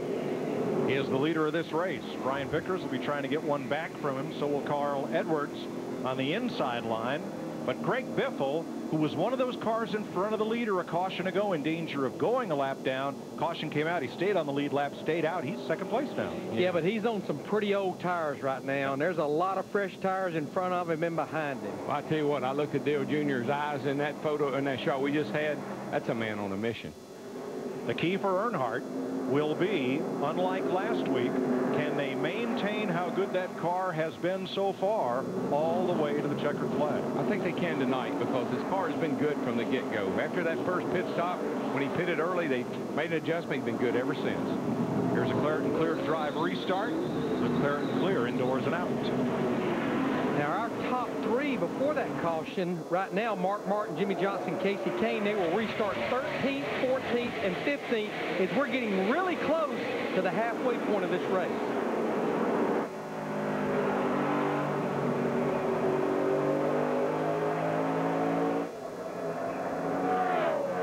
See Martin Truex in that one car battling Greg Biffle in the 16. I just think Greg Biffle will definitely pay the price for these older tires now. How about Truex, though? They had, Krista, they had carburetor trouble in practice early in the week. Are they okay now? Exactly, Mike Joy. Yeah, what about Truex? All the way up to second as he makes the pass on Greg Biffle, but that carburetor issue still existed. Down here in the pit, you see they have a carburetor ready because ever since lap 10, Martin has said the motor is amiss. And just 4 laps ago, he said, quote, if my motor would run, I could kill them. This car looks awfully good through the corner. I don't think I bet he's a lot happier with it right now, Krista. You get up there like he is right now, that carburetor will fix itself. You know, there's a car right behind Greg Biffle in that 16 car. Elliott Sadler in the 19 started this race on the outside of the front row. He reported he had no front grip in the front tires when the race started, but now Steve Burns, he's made his way back to the top 5. Larry Mack, Elliott Sadler told me he was very concerned about his car being tight. But after that red flag, they took just 2 right side tires, and he says his car is rotating well. They're doing a good job. They dropped out of the top 10, but now inside the top 5. Fox Sports supports autism awareness. For more info, go to autismspeaks.org. You'll see that puzzle piece logo on Elliott Sadler's helmet, Jamie McMurray's on the Impala pace cars used here and elsewhere throughout. We thank those organizations for their support of Autism Speaks. We talk about races within the race. We're looking at a race right now. Carl Edwards in the 99 car. He got the lap down because of the pit road penalty several laps ago. He's trying to get in front of that Red Bull car of Brian Vickers because then Carl would be the first car lap down. He would get that free pass should we get a caution. 1 lap ago, David Gilliland got a little sideways. Not sure he caught a piece of Carl, but had a big slide right in front of Clint Boyer. That's where he's actually trying to stay off of Carl. Got a lot of wheel into it, and the car just pushed loose. And David, of course, is a lap down. I think you'll see these guys drive harder when they're a lap down because they're trying to get up there to put themselves into that position to be the first car lap down. Another car we've not seen tonight, talked to him in the pre-race, and that is Kevin Harvick, who's worked his way up to 7th place. Matt? Mike, it's been a big work in progress for Kevin Harvick in the 29 team. He has been super tight most of the night. He's pitted 4 different times, and they have taken big swings at it every time. And now he says we are definitely headed in the right direction. I just need to have a little more of the same adjustment we made on the last stop. And this is somebody, if he can get his car right here, he should be pretty tough. He's won here in all 3 of NASCAR's top divisions. Well, again, not surprising. Some of the cars that were strong in the daytime, fading in the nighttime, and other cars like Harvick fighting their way to the front. Yeah, well, they started a little far back deep in the field, but as the night wears on, they kind of inched themselves forward. He and his teammate Jeff Burton will probably be 2 that we'll notice as we go forward here. Dale Earnhardt Jr. has built about a little over a second lead over his former teammate of Martin Truex Jr. Elliott Sadler, we just talked about him. He was all the way up against the wall, Darrell. Yeah, he's got a tire down, Larry. He just looks like maybe the right front. There it goes, and there's the caution. Got a yellow now. Got a yellow, got a yellow, got a yellow, got a yellow. Sadler has drawn the caution. It is the 6th one of the night. Job all weekend, guys. Let's try to get it to the garage. Make sure we know what's going on. You hear it come loose? Yeah, 10-4. Worse than the tire. Yes. And that's a shame. You know, Elliott Sadler had a top 10 finish in the Daytona 500. They have absolutely just been terrible since then. I think this is a lot more maybe than even a tire problem. Yeah, it is. I heard him say take it to the garage. Thought he had a tire. He went up the hill over there like something happened to the like a right front tire. Boy, Wow. Dave Blaney at 22 just squeezed by. But this is definitely the best run this team has had since leaving the Daytona 500. Now, we should mention Kurt Busch, who had fought his way up to 17th, but had a penalty on his pit stop for the crewman responsible for rolling the tire back to the pit wall that came off the car, lost control of that tire, and so Kurt Busch had to restart tail end, which was 21st, and he's made up 3 of those spots. Carl Edwards, free pass. Yeah, he was sitting there. He and the 83 car were having a real battle. Got him back. Getting ready for pit stops. Let's crank it up.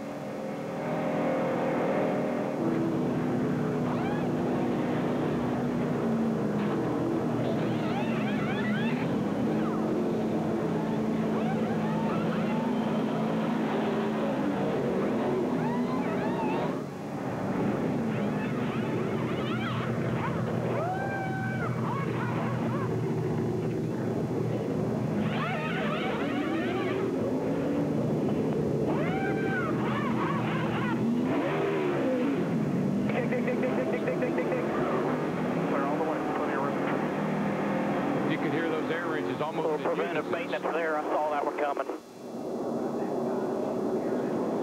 Like the big winner on pit road, Todd Berry or Kevin Harvick in that 29 car. They gained 3 positions. And how about the 24 Jeff Gordon? How's it look? They may have just went with 2. A lot of cleanup down in turns 1 and 2. Elliott Sadler has exited his car. He's likely done for the night after bringing out the 6th caution of the night. Now, Jeff Hammond was watching this battle closely to see who would be in the free pass position. Well, yep. The caution's still not out yet, and Carl Edwards got by him.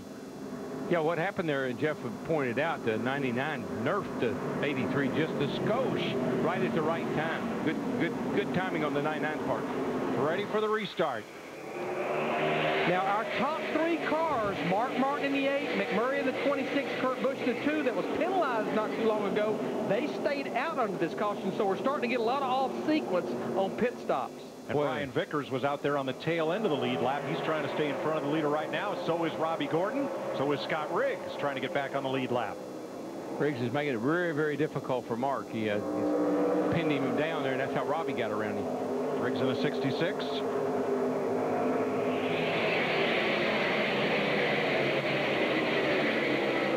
You know, Mark Martin, I talked to him earlier today, and as I mentioned, he really wants to go to victory lane. Boy, you see Brian Vickers in the 83 sliding off turn 2. Yeah, and he just about slid Junior into the wall, too.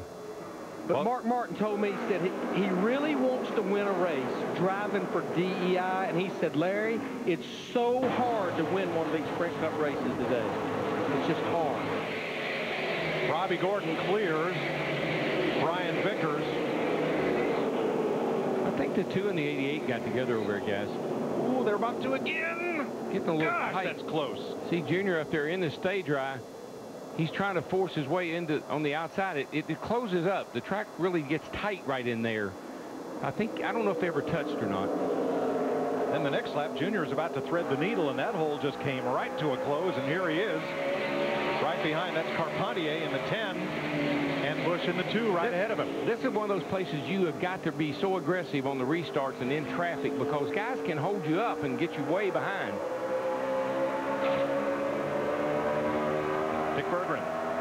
Elliott Sadler qualified on the outside of the front row, was having a good night, and then all of a sudden we saw you slow and then hit the wall. What happened?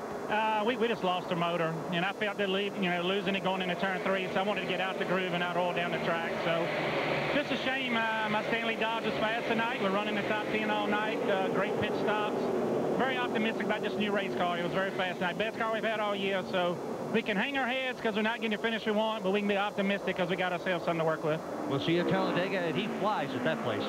And Darrell, there's an engine that got in trouble. We're getting a report that Bobby Labonte, the 43 car, is down a cylinder.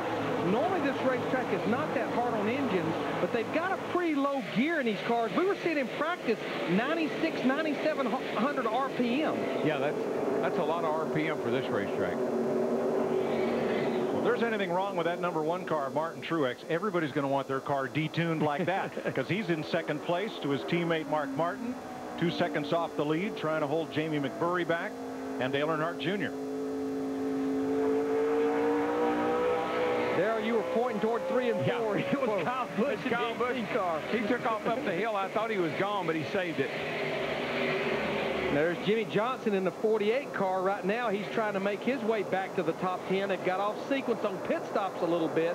Right now he's back in the 11th spot, a little over 5 seconds behind leader Mark Martin. 5 seconds and a pile of cars between him and the leader. But you know, you're talking about Mark. Mark Martin in the 8 car, leading the race right now, and his teammate running second. That's what Mark Martin is so good at. He's a teacher. He brings so much to the table. He comes to the racetrack, and he's a good guy to get information from, and that's really helping Martin, I think. So right now, Robbie Gordon in the 7 car, should we get a caution, he's back on the lead lap the hard way by staying out in front of the leader. Right now, the first car 1 lap down behind the leader, David Gilliland in the 38 car.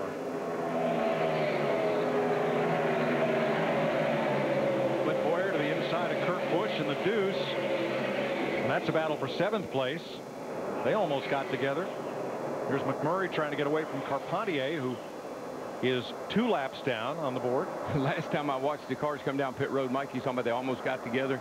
These cars, in fact, they've been running on short track at Martinsville. Wheel marks all beat up down the right side. They're racing hard tonight.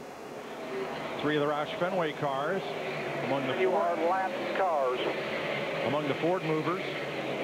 Matt Kenseth spent 40 laps in the garage, but is back out there still running. Out of the race, Joe Nemechek, J.J. Yaley, and behind the wall, Matt Kenseth, Ryan Newman, and Elliott Sadler.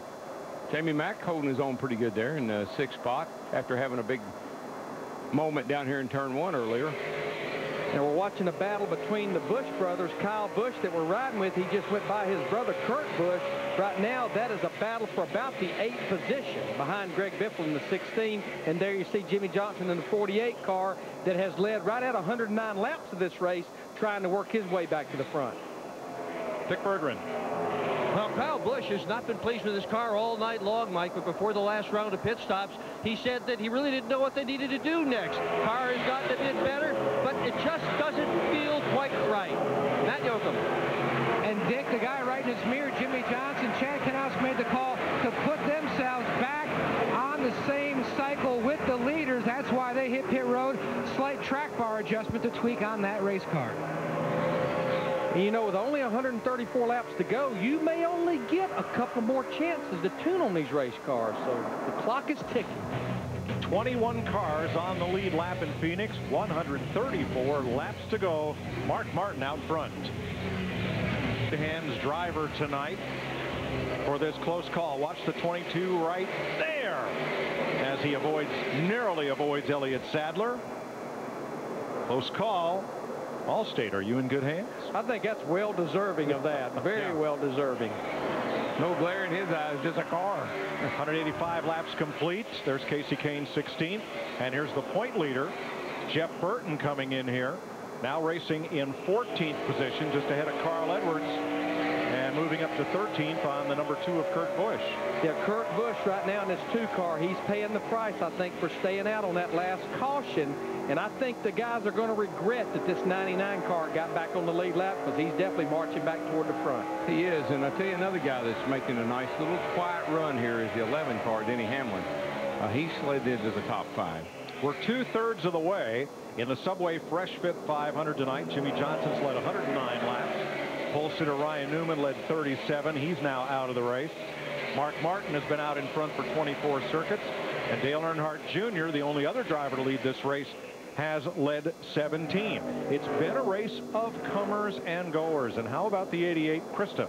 Well, a while back, Mike Jr. said he was just a tick snug. He didn't want to loosen his race car up too much, but his car is getting much tighter. So much so, in fact, that just a lap ago, Jr. said on his radio, it's getting tight. I wish I could set this thing on fire. It makes me so mad.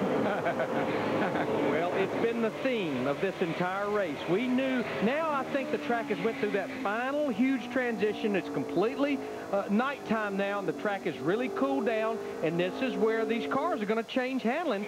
And now we have Carl Edwards in the 99 going by Jeff Burton, our points leader. That's a battle right now, no longer a battle for 13th. Now, this is a point in the race. Think back to last week.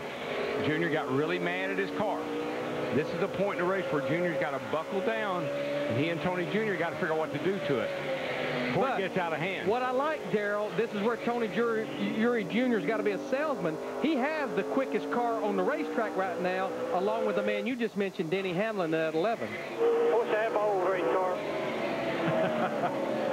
Junior soldiering on in third. He's 3.3 seconds off the lead. His teammate Jimmy Johnson is 8th, and here is Jeff Gordon in 10th. NASCAR Day coming up in May, and you can get your NASCAR Day pins at the Home Depot, and all pins sold this weekend will benefit the Make-A-Wish Foundation. Jeff Gordon has done over 200 Make-A-Wish visits, spends a lot of time with these kids, and a great cause. And all of the NASCAR Day pins sold this weekend will benefit the Make-A-Wish cause. You know what, Mike? On every driver's steering wheel, there ought to be a little sign that says, for the radio button, use this only in case of an emergency. Because drivers just can't resist using that radio. Now, Make-A-Wish is the Fox baseball support group. You know, we have Autism Speaks Out. That's Major League Baseball on Fox. Jeff Gordon was 21st when he got his lap back 42 laps ago, and he's now climbed into the top 10. As we look from Dale Jr. back at Kevin Harvick, another car that started off this race back in the pack and has now come on up into the top 5. I think Jeff Gordon being in the top 10 would be a moral victory. I mean, as much trouble as they had last week, they came in here, they didn't qualify that grade 11th. Running pretty good right now. Not bad, anyway. Harvick's car just keeps getting better and better. And you can see right there, he got down on that flat on that apron like Daryl's been talking about. It's a little different. Banking makes the car turn if it's tight. Get that old left front wheel down there and get some grip. Chevrolet in the front 4 positions, led by Mark Martin, 2.8 seconds ahead of his teammate Martin Truex. Reagan coming in from the right side of your screen. Around he goes. He's going to just kiss the wall with the left rear corner, and that spin will put us under caution for the 7th time tonight. Right front tire down, Mike. You can see that as it recovers. Casey Mears got quite a scare and just missed Reagan. The free pass. We went a lap down. Yes, 10-4. The free pass will go to David Gilliland. He was the first car 1 lap down. Now, what's timely about this caution? We've got off sequence with everybody on pit stops. I think now everyone will come to pit road and get 4 tires here, and we'll have just a little over 100 laps to go when we restart it. I'd get back in my hole too, Digger. Gilliland was battling with Robbie Gordon to be the first car 1 lap down. Gilliland prevailed, and pit road is open. Dick Berggren. Mark Martin will pit out of the lead, and they continue all night long to call him the old man, but he is the fastest man on the racetrack. They are not going to change anything on this car except add fuel and 4 fresh tires. No wrench in the back, nothing. Matt, Kevin Harvick's team continues to make this Chevrolet better and better, but he needs a chassis adjustment, and he needs to get this car to turn better in the center of the corner. Air pressure and chassis, Steve. Jeff Gordon is tight in the middle and loose off. Air adjustment out of the right rear tire for Jeff Gordon. For Martin Truex, a half round down on the track bar, a half pound out of the left side. Small adjustments for Truex. Meanwhile, also an air pressure change for Dale Earnhardt Jr. Big move for Junior. +2 to the top of the board. That's important now. 8 car was just a little wee bit slow on left side. Yes. Good stop, guys. Here's your race off pit road as we're under caution in Phoenix. Fox is sponsored by Lowe's. For all your home improvement needs, Lowe's. Let's build something together. Green flag with 108 laps to go. Dale Earnhardt Jr. leading Mark Martin, Martin Truex, Denny Hamlin, and Kevin Harvick. Boy, this is when it's most intense on these restarts. They get 3 wide. That's not good here. And you see Robbie Gordon up there in that 7 car just driving his guts out, trying to get back on the lead lap. He's been trying for a long time to get back on the lead lap. He's pretty good for a few laps, and then he fades ever so slightly and allows somebody to always get around him and get that pass besides him. That's his yellow number 7, now 4th in line. First car 1 lap down. Riding with Tony Stewart right now in the 20 car. He's in the 11th position, just outside the top 10. And I know we've been talking about DEI, we've been talking about Hendrick, we've been talking about Gibbs, but right now, and we knew this was probably going to come to fruition, 3 of the Richard Childress cars, remember they're 1, 2 in points, Jeff Burton, Kevin Harvick, but all 3 of those cars are in the top 10 now. There you see Kevin Harvick in the 29 car. Right now, he's the highest of them, right now in 5th. Well, I've been impressed with Jeff Burton. I've been keeping an eye on him because every week he starts back and every week he ends up in the top 10, and he is moving forward at a nice clip. Started 39th. Now he's in 10th. He just got around his teammate back there. He just got around Boyer. There's Burton, the orange car. And one thing, he's been solid. Of course, he won Bristol, but he's completed every lap so far of the first 7 races. That's one big reason he's the points leader. And Kevin Harvick is in 2nd in the points. He's finished every lap but 1. And that's why he's in 2nd place. Richard Childress, high atop the hauler, looking over his 3 cars. Former driver turned team owner, won championships with Dale Earnhardt, and now has this 3-car team that will become a 4-car team in 2009. And I think Richard learned a lot when he went from 2 to 3. It actually hurt that operation for a while. I think he learned from mistakes. I think that's one reason he's already announced it here in the month of April. Well, the other reason, Larry, is there's a lot of drivers whose contracts are up at the end of this season, and knowing that there's one good ride that's open, the phone might start ringing out there in Welcome, North Carolina. Traffic jam. Reagan in the middle in the 6. There was a bit of contact there. And I tell you what, as we've mentioned, these cars are durable. You can do a little beating and banging on the side, but the one thing you have to be careful, we've seen a lot of flat tires tonight. In fact, that's what brought one of the last cautions out, was David Reagan with a flat right front tire. Well, these tires, they don't have interliners in them here on this 1-mile racetrack. They don't have to have. And that splitter, it sticks out just far enough. If you make contact in the right position, it can cut a tire down. You see Bobby Labonte there in the 43 car. We just talked about Richard Childress Racing. That's a sponsor that will go to that 4th team. It's not known what Bobby's future, but he's down a cylinder right now and still on the lead lap, running in the 18th position. Now, they did have the hood up a couple times on that race car.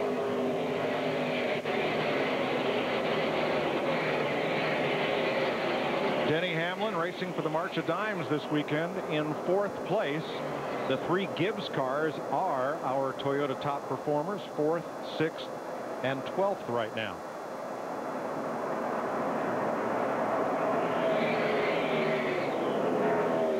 Marchforbabies.org. For Denny Hamlin, it's fundraising walk season for the March of Dimes. I just think this little car right here has been easing its way up through there, and I think we haven't heard the last of him. Not making a lot of noise yet. Nope. Joe Nemechek in the 78 car, who right now is being shown in the 43rd position. He's now back out on the racetrack. In 2 weeks, the fastest speedway on earth for the NASCAR Sprint Cup Series, Sweet Home, Alabama. Krista told us an interesting story during practice the other day about Robbie Gordon. He's going to go over to Paris for the makeup version of the Dakar Rally, which used to be the Paris-Dakar Rally, incidentally. And he's going to go there and go from the Champs-Élysées to Speedway Boulevard in Talladega, Alabama. A little bit of culture shock, but he's going to go get set up to run in France and then on the weekend off and then come back for Talladega. So only Robbie Gordon would try things like that. I mean, right. And he does it all the time. He makes it interesting, that's for sure. I will guarantee you we don't go to Talladega for 2 weeks, but they'll start piling in that place and setting up campers probably the latter part of this week. 500 miles down there. Staking their territory. A couple of cars that were strong early and now are mired mid-pack. Jimmy Johnson is 10th. Carl Edwards is 14th. And Matt, they both lost some spots on the last pit stop. The last last round really cost him dearly, Mike, in track position. Before the race, Chad Knaus told his team in his pre-race speech on the radio, today you've got to play like the champions you are. No mistakes, because the race is so short, we may not have a chance to get him back. A small issue on the right side snowballed into a little bit bigger issue when they came around the left side. He restarted back in 14th. Meanwhile, the 99 of Carl Edwards, he was really rolling toward the front, but he had a tire roll out of the pit box. Carl saw it, lost a couple spots, but no penalty. Well, they've had some issues with that. Back at Las Vegas, they had an issue with that, so that's something they need to concentrate on. Well, the new rule this year is that the tire carrier must control the tire that comes off the car all the way back across the first half of the pit box so that tire gets to the pit wall. And I think that's a good rule, because we have seen tires bouncing up and down on pit road, getting hit by cars. Dover, Delaware, it's notorious because of how small the pit road is there. I think it's a great rule. I'll tell you something. We're going to have us a new winner tonight if things keep going like they are. And it's not going to be Dale Jr. It's not going to be 2 8s. It's going to be 1 8. That black car is fast. I've been watching the lap times. He picks up a 10th on Dale Jr. about every other lap. Let's follow him around from our aerial coverage provided tonight by Goodyear. For track-tested technology, get there on Goodyear Innovation. There's turns 3 and 4. You know, Larry, the DEI cars have run well here for a long time. And I think that setup must still be working pretty good. But we can tell, speaking of Goodyear tires, that the track is really getting better grip because it's really cooling down. When you look at basically our top 5 cars, they ran the fastest lap they've run in this race just within the last 10 laps. Sometimes waiting is the hardest part, and the other man who drives this car besides Mark Martin is Eric Almirola. And again, he must watch Mark wheel that car and await his next turn. Dick Berggren. Well, Mark Martin in second position right now, Mike rather, is doing very well, but there's still more speed left in that number 8 car. He said it needs to turn just a little bit better. Recall, they made no adjustments to the car on the last pit stop. They will no doubt adjust it on the next one. And I think Eric gave that car a real shot in the arm when he finished 8th with it at Bristol. Had a little problem with it at Martinsville, but they really brought that car alive. As we mentioned, you may only get one more chance to make that car right. Possibly only one more stop. NASCAR and Fox in Phoenix, 84 laps to go. Dale Earnhardt Jr. currently with the lead. It's been 69 races, nearly 2 years since he has won. This, of course, the first year running for Hendrick Motorsports. Ask the Pros, built by the Home Depot on FoxSports.com. Gets better. Tony Stewart joining DW, Larry Mack and Jeff on the site. And we have problems on the track right now. Yeah, the caution is out right now. The 9-car Casey Kane has gotten to the outside safety barriers. Been up pretty bad. You can see the sparks coming out from underneath it. Casey Kane telling the crew that the whole right front has definitely been up pretty bad. Kane running 13th at the time of this and trying to stay in the top 12 in points. You can go to FoxSports.com, ask the pros, Greg Zipadelli, Tony Stewart, DW, Larry Mack, and Jeff, and they'll give you their answer. Let's listen on the in-car. Right sides are down. And from outside on the 31 of Jeff Burton. Oh, hard lick that outside wall again. You know, you can see him come down inside there, the right front tire. It looked like he hit the outside wall coming off first, and that cut the right front tire. Now he hit the wall. Drama building. Mark Martin hoping to win for DEI. It's been 30 races, and Junior hanging on. Here's Dick Berggren with pit stops. And Mark Martin said he just needs a little bit more grip coming off turn 4 if he is to beat Dale Earnhardt Jr., who he has been following for many laps since that last caution flag. The crew tonight has done a nice job, Matt. Kevin Harvick hits pit road in the 5th position, going to make another track bar adjustment. His biggest issue is the car just way too free now on exit, Steve. Chassis adjustment for Jeff Gordon, Matt. He says his car is loose. We're going to try and get him a little bit tighter, Krista. Denny Hamlin is just a little bit loose. Dale Earnhardt Jr. snug in, slick off. No adjustments for the 88. And we have seen pit problems tonight for some, such as Carl Edwards, but here, Jeff Hammond. Yeah, it looks like right now the 88 car Dale Earnhardt Jr., they had a solid stop, came back out and first followed very closely by Mark Martin in the 8. Dale Earnhardt Jr. hanging on. Denny Hamlin moving on up. 82 laps to go under caution. When they go green, we'll be back. It's NASCAR on Fox from Phoenix.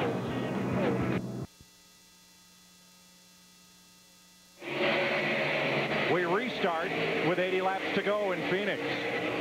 Kurt Busch got the free pass. He's back on the lead lap as Dale Earnhardt Jr. leads Mark Martin, Denny Hamlin, Kevin Harvick, and Kyle Busch. But Denny Hamlin in that 11 got quite a run through 1 and 2 on the high side, trying to battle right now. Mark Martin in the 8. Darrell mentioned the 11 car. I don't think we've heard the last of him. No, sir. He's been coming and coming and coming, and I've been watching him, and that car has been getting better and better, and that boy knows how to win on a track like this. Mark Martin's not going to roll over for him real easily, but I think Hamlin's got a great race car. Now, what's interesting about that caution, these guys came to pit road, everyone on lap 230 with 82 to go. Based on all the information we gathered, that's outside of the fuel window for Sunoco race fuel. So I believe everybody right now is a little short on making it to the end should we go caution-free. One thing we talked about caution-free at the top of the day, I agree, was who could improve their car the most throughout the running of this race. And the two fellows that would get my vote are Kevin Harvick, who right now is 4th, and Jeff Gordon, who is 9th. Neither of those cars ran well early, and they've really picked up. And Jeff seems to be really good on the long run. The longer we go green with Jeff, seems like the better his car is. Maybe another cat we hadn't heard the last stop right now. Kyle Busch in that 18 car. Those guys, Steve Addington, they had one more shot to make adjustments on that thing. And now he's up there trying to battle Kevin Harvick in the 29 car. That would be a battle right now. Kevin's in the 4th spot. Well, we heard that he may have a slight brake issue, Larry. The 18 does. And when the car doesn't handle good, you use a lot more brakes. So get the car handling better for him, and the car, he won't have to use so much brake. What do they say about that, Dick? Well, he hasn't said anything about the brakes until since the last pit stop, Darrell, so it's been quite a long while since he said anything about it. But he has basically complained about that car all night long. He said just before the last pit stop that the car needs speed. It's just playing tight in the center. It said that as far as he's concerned, they simply have not had the speed they've needed all weekend long. You saw Kyle Busch put a hand out the window, give a wave to Martin Truex for running him clean as Busch made the pass. They are 3.5 seconds off the lead right now, growing to 4. So Dale Earnhardt Jr. leads Mark Martin by just 0.4 of a second. Denny Hamlin 1.5 back, and Kevin Harvick 3 seconds off the lead. The Subway Freshfit 500 on Fox is delivered by UPS, the official express delivery company of NASCAR. UPS delivers up-to-the-minute race info at foxsports.com, keyword Foxtracks. 73 laps to go, and most probably one more pit stop before we settle this one. I'm going to tell you what, though. Mark Martin got passed for a moment by Denny Hamlin, that 11 car, but now he has pulled back up on the rear bumper of that 88 car. And I know we've got 73 laps to go, but just think about that battle right there. That car we're looking at, that's the car that Dale Earnhardt Jr., that number that he made. Position 2.5 back. He made 291 starts in, 17 wins. He left DEI because he felt like they were not going in the right direction. And here these two cars are battling for the lead with about 70 laps to go here at Phoenix. Kind of thought we'd see this at some point in time where he was going to have to race his old car. That's a lot of 8s right there. Tell you what, that 8 car is good through the middle of the corner right now. And I don't think any of these 100,000 people are sitting down right now. There, it looks like Mark's car is sweeping to through the corner, and Junior's car is taking little bites out of it. Yeah, I think what Mark's got, he's got that kind of almost like he's trying to diamond that great big old corner. In a little wide, down a little low, and back out a little wide. And it's really giving him good straightaway speed.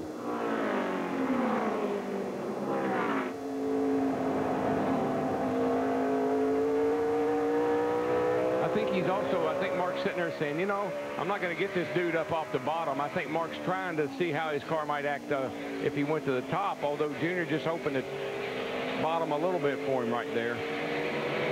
I think they're both sitting there saying, how am I going to beat this guy, and how am I going to keep this guy from beating me? These two cars right now that Mark has caught him, they're actually pretty equal right now. Casey Kane has gone to the garage where he'll join teammate Elliott Sadler, Reed Sorensen, and Ryan Newman. 4 cars out of the race now. Great battle up front. for the lead. Mark Martin has led 38 laps. Junior's been out in front for 58. Now you just saw, I just watched Junior. He's changed his line considerably.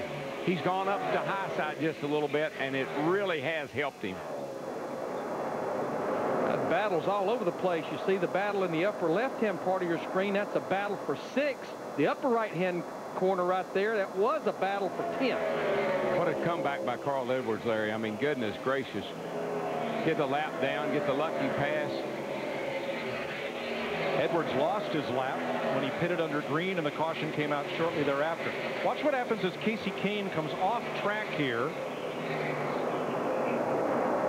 Sparks and things flying, a little liquid. Ooh, spare part or two right up under Mark Martin's car. That looks like a brake pad. Don't know if it was or not. It looked like something like that.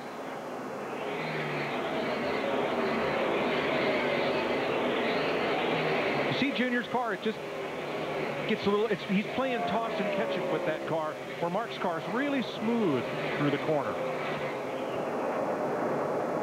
Pushy loose, cranking on it. I think both these guys are giving it pretty much all they got right now. I would say so. And company's coming. Denny Hamlin is beginning to eat into the lead those two Chevrolets have. He's about 1.9 seconds back. Well, that's what I noticed about Hamlin before, Mike, was on a restart maybe not so good, but as they went into a run, he just kept gaining a little bit at a time until he would be back there. It's almost like Dale Earnhardt Jr.'s car just wasn't that good 5 or 6 laps after a restart, till the air pressure kind of came up in the tires a little bit. Dale Earnhardt Jr. leading Mark Martin in the Subway Freshfit 500 on Fox. There is the lead battle with 59 laps to go. Dale Earnhardt Jr. is picking up about a tenth of a second every lap on Mark Martin, as you watch from our aerial coverage from Goodyear for track-tested technology. Get there on Goodyear innovation. Denny Hamlin's fallen to 2.5 seconds back. Kevin Harvick 4 seconds off the lead. And when Junior moved up just a little bit down in 1 and 2, he's still running a nice low line here in 3 and 4. But when he took the higher line in 1 and 2, he started to inch away from Mark Martin. It really does free the car up and give it a nice shot off the straight. We see Hamlin fishtailing up out of the corner. Yeah, right now, Dale Earnhardt Jr., he's the only guy that's been running in the high 28-second brackets. Everyone else down in the low 29. Dick Berggren. Mark Martin has just told his crew that the car is loose coming off the corners, Mike. And you know, I'm not surprised. I had a long talk with Chad Knaus this morning on a lot of different subjects, and the one thing that Chad feared is this track got to this point, completely cooled down from nighttime. Matt, he felt like the car was going to get tight in the center, but get loose off as the track cooled down, Matt. Absolutely, and Larry Mack in the previous 20 seasons has taken only 6 times for the Hendrick guys to win a race, their first one of the season, in the 8th race or longer. Right now, Jimmy Johnson, who led 109 laps earlier tonight, says he doesn't feel like his car is horrible, but to go faster and get back to the pace he was, he's going to need more side fight. That's what Chad Knaus is thinking about on their next stop. One thing that we've been talking about really all weekend is the fact that this is a fairly short race. And I certainly don't want to say that Chad Knaus made a mistake, but I just felt like when they stayed out back on lap 133 and then had to come to pit road the next caution and got way back in the pack, they've never recovered from that yet. It seems like, and these guys say this all the time, when you get back there in that traffic, it just really, really is hard to make any time. But right now, Jimmy Johnson is the only car lapping quicker than the leader, Dale Earnhardt Jr. He's coming up on Kurt Busch to put Kurt back 1 lap down once again. When you're almost 6 seconds back, though, it's going to take, I don't think, that time to catch him back. But again, I want to set the story up here. We had that last caution that came out on lap 229. Everyone pitted on lap 230, which is roughly about 82 laps to go. We feel like that almost everyone is figuring they're anywhere probably from 5 to 10 laps shy of making it to the end. You look at our last 3 races, it's been won and lost on decisions made on pit road. We could be very well headed that direction again. There will be some cars that try to make it. Yeah, I guarantee you. Why not? 53 laps to go. J.J. Yaley came back out of the garage area. He's picked up 2 spots since his return, as has Joe Nemechek. Matt Kenseth has picked up 5. There is the distance. 39 laps of Sunoco left in the tank and 52 laps left in the race. Well, that doesn't compute too good. That's even worse than I thought. I don't know if anybody could make it with that many laps. Well, Darrell, but the die is cast. If we have a caution, everybody comes in. If we don't, and everybody still has to stop, the outcome's probably going to be pretty much the same. Yeah, I agree. The question is, are there some people that can make it that far? That's the kind of throws the monkey wrench in everything. And then the big question is, Mr. Crew Chief, what are you going to do? If I come with less than 10 laps to go, I'm going to hold you there for about 2 to 3 seconds and just get you enough gas to get to the end. You know, one guy I want to make note of, David Rudiman in this 44 car. This will be the 3rd race he's been in this 44 car. They've had a lot of problems the last couple of weeks. He's had to come to the last 2 races and qualify on time. He has stepped up, and he has done that in this 44 car, and David is still on the lead lap in 18th position. And remember how tight the battle is back there to stay in the top 35 or to get there. And I want to give a call to his teammate, Michael McDowell, who started racing at the age of 8 in Glendale, Arizona, just over the hill from the racetrack here. After his qualifying crash at Texas, he came back, ran a good solid race, and he's been whipping back and forth coast to coast doing TV interviews all week long and showing replays of that crash, but no ill effects for McDowell. Happy to be here in his hometown to have a chance to race. Currently he's 31st, the first car 2 laps down. And right now, I think the biggest agenda for Michael McDowell is try to run as many laps as possible. Performance, yeah, that's important, but not as important as just seat time. Yeah, I think. Well, there goes his boss. Let's see. Go ahead there, boss. I'll get out of your way. You're a little better than I am. Yeah, but I think you're right, Larry. This is a good kid, and he's got a good head on his shoulders. I watched him do all those interviews, handled himself very, very well. He was very articulate when he got out of that race car wreck last week. So, good kid, and I think he's got the ability to get it done. We've talked about the danger zone and the top 35 of owner points. That determines who has to make the race on time and who is guaranteed in. And the way we stand right now, these drivers would have the exemption 2 weeks from now at Talladega, and J.J. Yaley, who crashed early, might have to rely on time trial to make the show, along with Sauter, Blaney, Frank Keating, and the rest.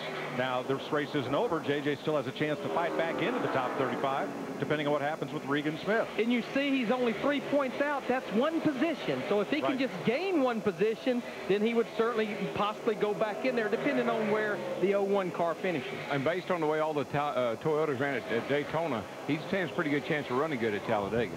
Well, the bad news for Yaley is being 87 laps down with 46 to go. He's not going to gain a position. Here's the guy. The guy that's going to gain, though, Mike. Is only 42 laps down. We were just talking about that 48 car, Jimmy Johnson. Will they have enough time to make it back to the front? He just drives by Kevin Harvick. That will move him up to the 4th position, about a little over 4 seconds behind leader Dale Earnhardt Jr. But he is cutting into that lead. Good job, bud. That's 4th spot. The question is, how long will Dale Earnhardt Jr. be the leader? Mark Martin has caught him as he needed a little time to get past Dave Blaney. And Darrell, I think this is a pivotal race with Junior. Whether or not he wins, the big question mark about he and Tony Eury Jr. and this 88 team is, can they end the race with a car that is better than what they started with? That has been a problem for them, and it looks like tonight, mission accomplished. Yeah, this has been the best run all night long I've seen them have. 44 laps to go in the desert. 5-time second place finisher got tired of running second. Mark Martin has come to the lead. Here's how he did it. Lower right of your screen. Floats it down in there, and of course Junior's moved up to that higher line, and now Mark has got the bottom groove, and away he goes. He's checking out now. And now Junior's fighting to hold on to second, as Denny Hamlin is right there. Hamlin's car is so good. The longer we run, the better it gets. And I really still believe that Levin car might have a little something for all these guys. 37 laps to go, and the big question is, when will they come to pit road, and what will they do when they get there? We believe everyone will need one more stop to make it the final 36 miles. You know what's great about our sport is Mark Martin, who just took the lead. He made his first start on April 5th of 1981, 27 years ago. We're looking at a kid right there in the 11 that was 5 months old when Mark Martin made his first start. Denny Hamlin, oh, by the way, Dale Earnhardt Jr. was 6 years old. I gotta believe Junior was probably there when Mark made his first start. Probably, hanging out with old Dad. Yeah. And Jimmy Johnson is right with them. Boy, that car has really bounced back after losing 6 spots in the pits on the last stop, coming in 8th, coming out 14th. Now Jimmy Johnson is challenging for 3rd. And you can see how much Dale Earnhardt Jr. is on top of that wheel, but definitely the handling has went away on that car. It has, but I was just going to say about Mark Martin, that car is not handling perfectly by any means. It's just handling better than the rest of these guys. Backing up, Dale Earnhardt Jr., Kevin Harvick, Kyle Busch, Martin Truex. Those cars were strong a little bit ago, but now moving the other way. But the outcome of this race could come down to not who has the best handling car, the best driving car. 3 to go. Just save me as much as you can. Save me as much as you can. Talking about Sunoco fuel right there. If there's someone that can make it to the end, and if you do have to come to pit road, Krista, being mistake-free on that pit stop, because it will be a quick one, Krista. Absolutely. What's going on with Dale Earnhardt Jr. right now on the track? The only thing he has said on the radio in this entire run, as Mark Martin made the pass, Dale Jr. said he could not hold the throttle down. Car just real tail happy, getting real loose off the corner. And you heard Kyle Busch asked there a little earlier about this. Wanted to ask Bill Elliott if these... guys are good.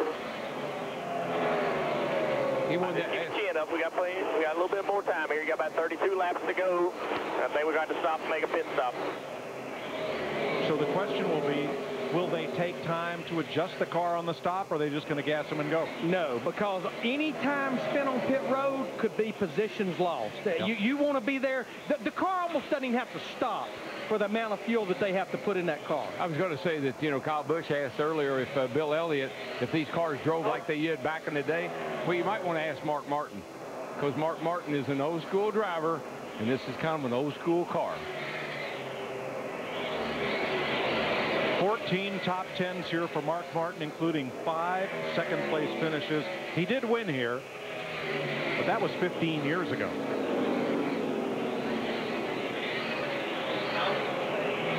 Now he runs a part-time schedule. 56 behind you.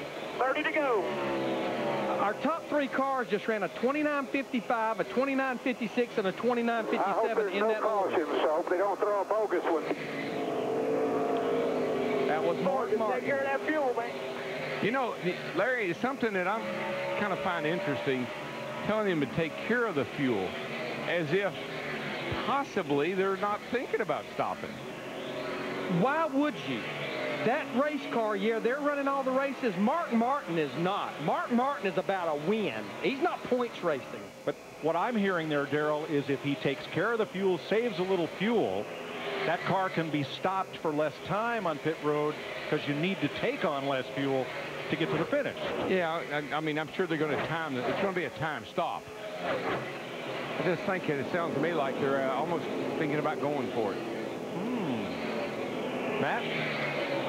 Mike, Chad Canals just summed it up perfectly. He told Jimmy Johnson 2 laps ago, we are in a unique situation here.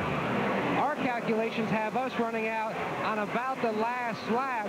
We know our teammate, the 88 of Dale Jr., cannot make it to the finish, but I'm not sure about the 2 cars ahead of us. So right now, it's just a wait and see, but they're expecting they're probably going to have to hit pit road for a splash at Sunoco. Well, here's something else to consider, too. That 11 car running second. Now, they have had some fuel issues, and they've been working on that.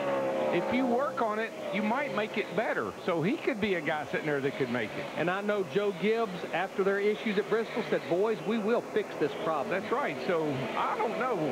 Kind of wondering whether anybody planning on stopping or not. What about the leader, Dick? Well, Jeff Clark is Mark Martin's gas man, and his fingers have been flying across the keyboard of both his computer and his calculator, and he just told me that Mark Martin will be 1 lap short on fuel.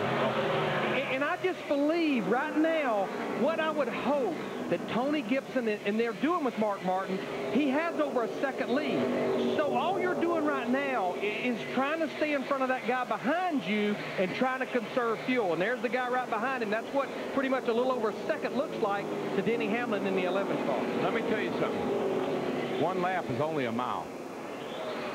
It doesn't take a lot of gas to go a mile. Well, they're getting about 4.2, 4.3 miles to the gallon. That's just a splash. That's all it is. Carl Edwards trying to take 6th away from Kyle Busch. Now, the problems that Denny Hamlin's team had were not so much fuel mileage, were they, as they were picking up all the fuel in the cell. It's when the fuel load got real low. But, you know, it's at bank racetracks a lot, and this doesn't have a lot of banks. Yeah, but the point is, they've been working in that area. When you're working in an area, you're going to make it better. So I think he's probably going to not only pick up a lot of all the fuel, he might have a little extra in there. Carl Edwards just took over 6th from Kyle Busch. What about his fuel, Matt? And Mike, that's the good news, that he's climbing back toward the front. The bad news, Robbie Reiser told him a few laps ago, the last calculations that we have, we are around 8 to 10 laps short on fuel. You're not going to make that difference. No, you can't. One lap, yes. They have to calculate it because the fuel tank, the fuel cell, is a rubber bladder. It is filled with foam, so in case of a puncture, fuel doesn't run out onto the racetrack, and therefore there's no way to get a fuel gauge in there, so you can't look at a gauge and know how much fuel is in the tank. And here's another factor. The racetrack is at its best right now, and the race pace is faster now than it was earlier. And the thing about it is, Mike, they measure, it's only the measurement of the gas tank. They have a dimension that the tank has to measure. They don't know how much it holds. So what you do is after you fill up the car with gas, you take that can that we just saw and you weigh it or otherwise measure how much gas was left in the cans, and then back into the calculation of how much you put in the tank, how many laps you ran, what your fuel mileage is. It's a dark science. But I'm going to tell you right now, when I look at our top 3 cars, we may have to stop. And that 48 car is carving into the lead. It wasn't that many laps ago. He was all 4 to 5 seconds behind Mark Martin. Now he's only 1.5 seconds. All you have to do if you do come to pit road is just be there for a second. So that could well determine who wins this race. I think what Mark is seeing is possibly his fuel pressure gauge is fluctuating, and he's saying we may have to stop. That's the first indication that you're about out of fuel. I have to stop, Mark. Everybody. Yeah, I can't chance it. Yeah, they've redone the calculation. They're afraid to gamble. This has all the look, though, that we're going to have some people stretching it. We're going to have some that barely make it, possibly, if we don't get a caution. I bet we'll have several that are running out of fuel in those last 5 laps. Yeah, it's not the 2 seconds that you're stopped on pit road. It's getting in and getting out of the pits at the pit road speed limit is really what will cost you a lap. And we said earlier, you can't make a pit stop here. I don't care if you just shoot a little gas in it and not go a lap down. Right. 19 laps to go. Mark Martin, 3/4 of a second up on Denny Hamlin. Jimmy Johnson, another 4/10 back. Dale Earnhardt Jr. Not fair. 3 seconds back. Heads up. You're fine. Just keep running. Everybody's got to stop. Heads up, that 48 car is by far the best car. I mean, he's going to look like he's going to take the lead here shortly, but I don't think that's the issue. The issue is the fuel situation right now. Well, we haven't heard a lot out of them other than they were going to be 1 lap short, and I believe 1 lap. And you can't half throttle these cars, Darrell, because you lose time and you risk burning up the engine. So you've got to run the car reasonably hard, and that uses starting fuel. to get frustrated with the 42 up here. And there you see now Jimmy Johnson. The top 3 are right there together. And as I mentioned, 25 laps ago, he was 4 seconds behind Mark Martin. Traffic's going to be an issue, a factor now. There's a lot of cars.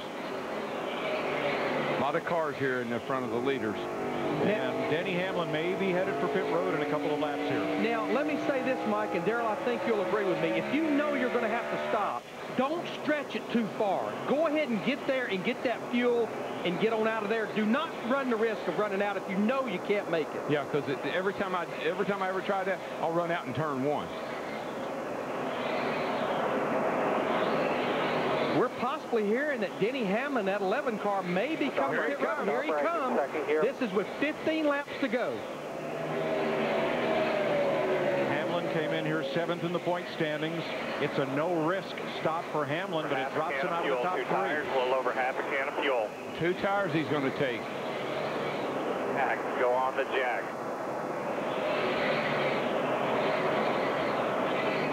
I think we'll see most of these cars when they come to pit road. I think they will do the fuel only, especially if we get down less than 10 laps to go, which we're coming to 14 laps to go. Look at all that brake does, man. They're using some brake. 7.1, 2 tires and a little fuel. Now, here comes the 1 car. Remember, that is a DEI car, a teammate to Mark Martin. Now, will Mark Martin's team be able to learn anything from how much? Well, they won't know how much was left in Truex's tank because he's not going to take a full tank of gas. No, they're just going to splash and go. Dick, how about the leader? They got to be getting nervous. Oh, boy, they are really nervous down here in Mark Martin's pit. He has just told the crew that he has saved some gas, Mike, but no doubt they're thinking about 2006 when they ran out of gas, when Mark Martin ran out of gas with victory in sight. 13.5 laps to go. And here comes Tony Stewart in the 20 car, of course, a teammate to Denny Hamlin, who was just on pit road. And this comes with about 12 laps to go. And those are Toyotas, so maybe they don't get quite the mileage that the Chevrolet or the Ford does. This moves Carl Edwards up to 3rd. What a comeback. Goodness. 38 just, I don't think he even stopped. He shot fuel in and left. And here's Tony in. Dale Earnhardt Jr. will come in. Oh, he stalled it. May have been out of gas. He did that last week. Uses up some precious time. Here comes Junior. Jamie McMurray's in. Junior will surrender 4th place to make his stop. And Mark Martin may pit in 1 lap with 10 to go. 2 tires. Make sure your tires are back. Nice and smooth here. Jimmy Johnson catching the leader. And what will Mark do? Whoa, babe, whoa, whoa. Krista? Dale Jr. knew it was going to be close. The team estimated they were about 2 to 3 laps short, so the 88 had to come in for 2 tires and fuel.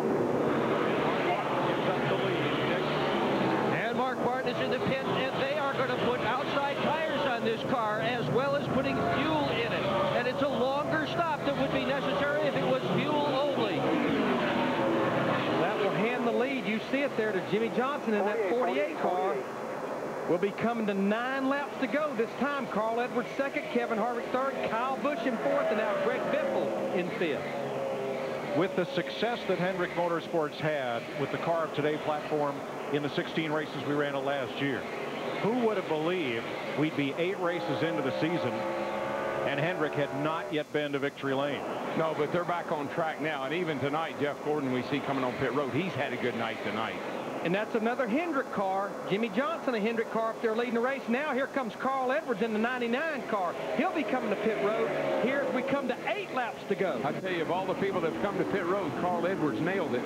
He come off turn 4 and he was hot, but he got her woed up. Now I think they're just going to dump fuel in the 99 car. We're here in about 2 seconds. That's not even hardly stopping the car. 1001, 1002. There you go. 1, 2. Good call right there. Good call. I like that. That could be the You gotta race wait till I winner. said go, man. I hope I got enough fuel in there. Uh-oh. I hope so, too. I hope so, too. He's got to run 8 more laps. And that couldn't have been more than a gallon or 2. Harvick up to 2nd place, and we're told out of fuel. But he's on pit road. So Jimmy Johnson, 7 laps to go for that 48 car. Got to do it. Somebody needs to be talking. I kind of like what Jimmy Johnson is doing, Chad Canals. Let everybody else stop and let's see where we are. But he has over a 10-second lead over now the 2nd place car. He can really slow this race car down now. It's a gamble.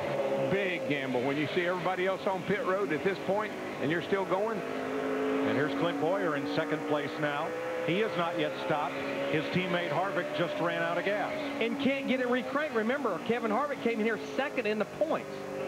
They have to push Harvick, and he still has not restarted. There's the difference right there. Almost close to a half a lap between first and second place. But now I'm just not seeing the pace slow down on this 48 car. Harvick finally got refired, Larry, but he lost about 10 seconds after that car stalled. We've got 5 laps to go now. So who has not stopped? Jimmy Johnson, Clint Boyer, Jeff Burton, the first 3. Here, nice and easy. Back it down a little more. Plenty of time. But I sure like what Carl Edwards did. No gas, no tires, no fuel. Pretty close. He's the top running car of cars that's come to pit road right now, and actually got a pretty decent cushion on the car behind him. Well, in fact, though, he just lost the position to Denny Hamlin in the 11. 4 to go. Well, this 48 is... Back it down, back it down. If he's got that big lead, but if you're racing for a championship and you run out of gas and drop off, you're going to lose 20 spots in this race. Way down. That's what Chad Knaus is telling him. You're not racing Kevin Harvick. You're not racing those guys. The guy you're racing is 10 seconds behind you, plus you've got to make it for 3 more miles. And that's a third of a lap. See, he just ran 30.48. That's a second slower. That's what he needs to do right there. Down a second a lap. 30.40. 3 to go. Back it way down. 2 seconds a lap. Give me 2 seconds. He can slow it down to 31 seconds, 32 seconds now. Roughly about 2.25 laps to go. Way down. Boy, this is high-stakes poker because if he runs out of gas, he's going to drop to about 25th. Way down. So 2 to go. We got a 20-second lead. 20-second lead. 30.68. Finish line. 2 to go. He actually doesn't have a 20-second lead. It's about a 9 3/4 second lead, so he can slow down 2 seconds. He'll only have 20 seconds. Way down. And Boyer's going for it.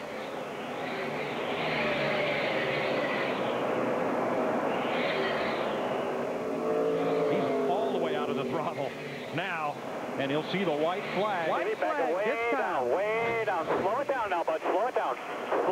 Slow it way down. Big gap behind you, White. Last time around. Got a 20-second lead there, back and way down. One of the cars going into 1 now. What a great gamble. Down, buddy. What a great call.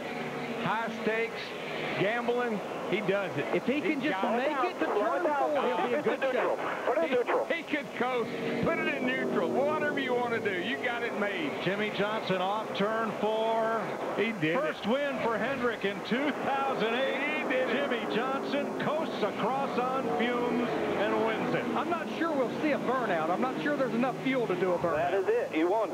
Oh, by the way. Clint Boyer crosses the line 8 seconds behind Johnson. Now all the other guys are saying, why did we stop? I love it. A fuel mileage race works. I'm if I'm the other guy, I'm saying, why did I stop? Chad Knaus gets a big hug from Jimmy's wife, Shani. And finally, Rick Hendrick will have a chance at victory lane. Defending series champion Jimmy Johnson in a fuel mileage finale. Now, Denny Hamlin came out on top of the cars that had to come to pit road. He did make his way back to third. That's 3 consecutive top 5 finishes for him. And Mark Martin, who just had this race in the bag, he finishes 5th. And Jeff Burton, who started 39th, he finishes in the top 6. Chevy congratulates Team Chevy driver Jimmy Johnson on winning at Phoenix. From Chevy, an American Revolution. Larry. Plenty of fuel. Burnouts with? I told you not to worry, Larry. My calculator is wore out. I'm telling you. I knew we could make it. I knew somebody could make it. Here's Matt with the winning crew chief. The calmest guy on the pit box. How fun was that? And on top of that, you still had plenty of fuel to do the burnout. That was a lot of fun. You know, winning races in this series is so difficult to do, and this Lowe's team has just done a phenomenal job. You know, I'm so proud of everybody at Hendrick Motorsports, the effort that's been put into getting these teams running back up front. And I think with what we saw tonight with the 88 running up front and the 48 running up front, you know, I messed up. There's no doubt about it that when everybody else pitted and I stayed out, and we had to make something happen, and that was cool. That was really neat. When the 07 was behind us and he was like 10 seconds back, that's when I knew we had it, so that was cool. And Mike, I hope our Fox HD cameras can get you all the smoke here, the ambiance on top of the pit box. You bet, man. Jimmy Johnson becomes the 5th driver to score back-to-back victories at Phoenix. And it's the 3rd straight win here for Rick Hendrick.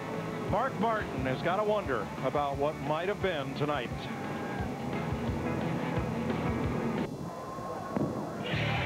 Promotional consideration provided by the following.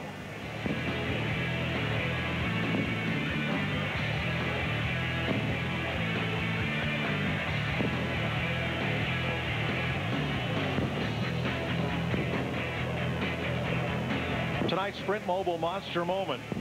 A strategic decision may happen in a flash. If you missed it, get up to speed now, not later, with NASCAR Sprint Cup Mobile. Chad Knautz's decision to keep Jimmy Johnson out on the racetrack. He had plenty of fuel to do burnouts, but not enough to do his Polish victory lap. He did that one in front of the wrecker, pushing him all the way to victory lane, where Chris Devoda is with the winner. It has been the pressing question. When would Hendrick Motorsports make it back to victory lane? Jimmy Johnson squashes it, and you do it by basically creating a giant math problem out there. How close were you guys on fuel? I ran out of gas in the backstretch. We're back, and we've been working very hard to get back, and I couldn't be more proud of everyone at Hendrick Motorsports. I wish Rick was here, and I just was talking to him on the phone, but there's not a group of people that work harder, and I'm so proud of my guys and everybody at Hendrick. Lowe's and their support. This Impala was awesome tonight. We got off cycle and got a little behind there, and had to drive to the front, still ended up saving gas to make it. When we were here 6 months ago, Jimmy Johnson was in victory lane. He does it again. The drought is over for Hendrick Motorsports in the desert. Dick Berggren? Mark Martin finished 5th after a stirring run for the win. They asked you to save fuel. You saved fuel. They still made you pit. What happened? I'm just really, really proud to drive for the U.S. Army and give our soldiers something to cheer for. We just about pulled this one off tonight. We had a great car. We changed our strategy right there at the end, and I saved a lot of gas, probably a lot more than they knew. We had such a spectacular car there at the end of the race. I didn't have to run it hard. There were a lot of laps that I didn't get the throttle wide open on the straightaways, and but you can't stop if somebody else stays out. So it's a privilege to drive for these guys. I want them to keep their chin up because we can win some of these races. Yes, you can. Matt Yoakum. 34th to 4th for Carl Edwards, a huge work. I don't think anybody passed more cars, but a big team effort to get you back. Oh yeah, a big team effort. We had a little bit of some sort of miscue. We got a penalty, and then we had one more problem in the pits, but the Aflac guys did a great job. Robbie made a great call with 2 tires to get us back on the lead lap.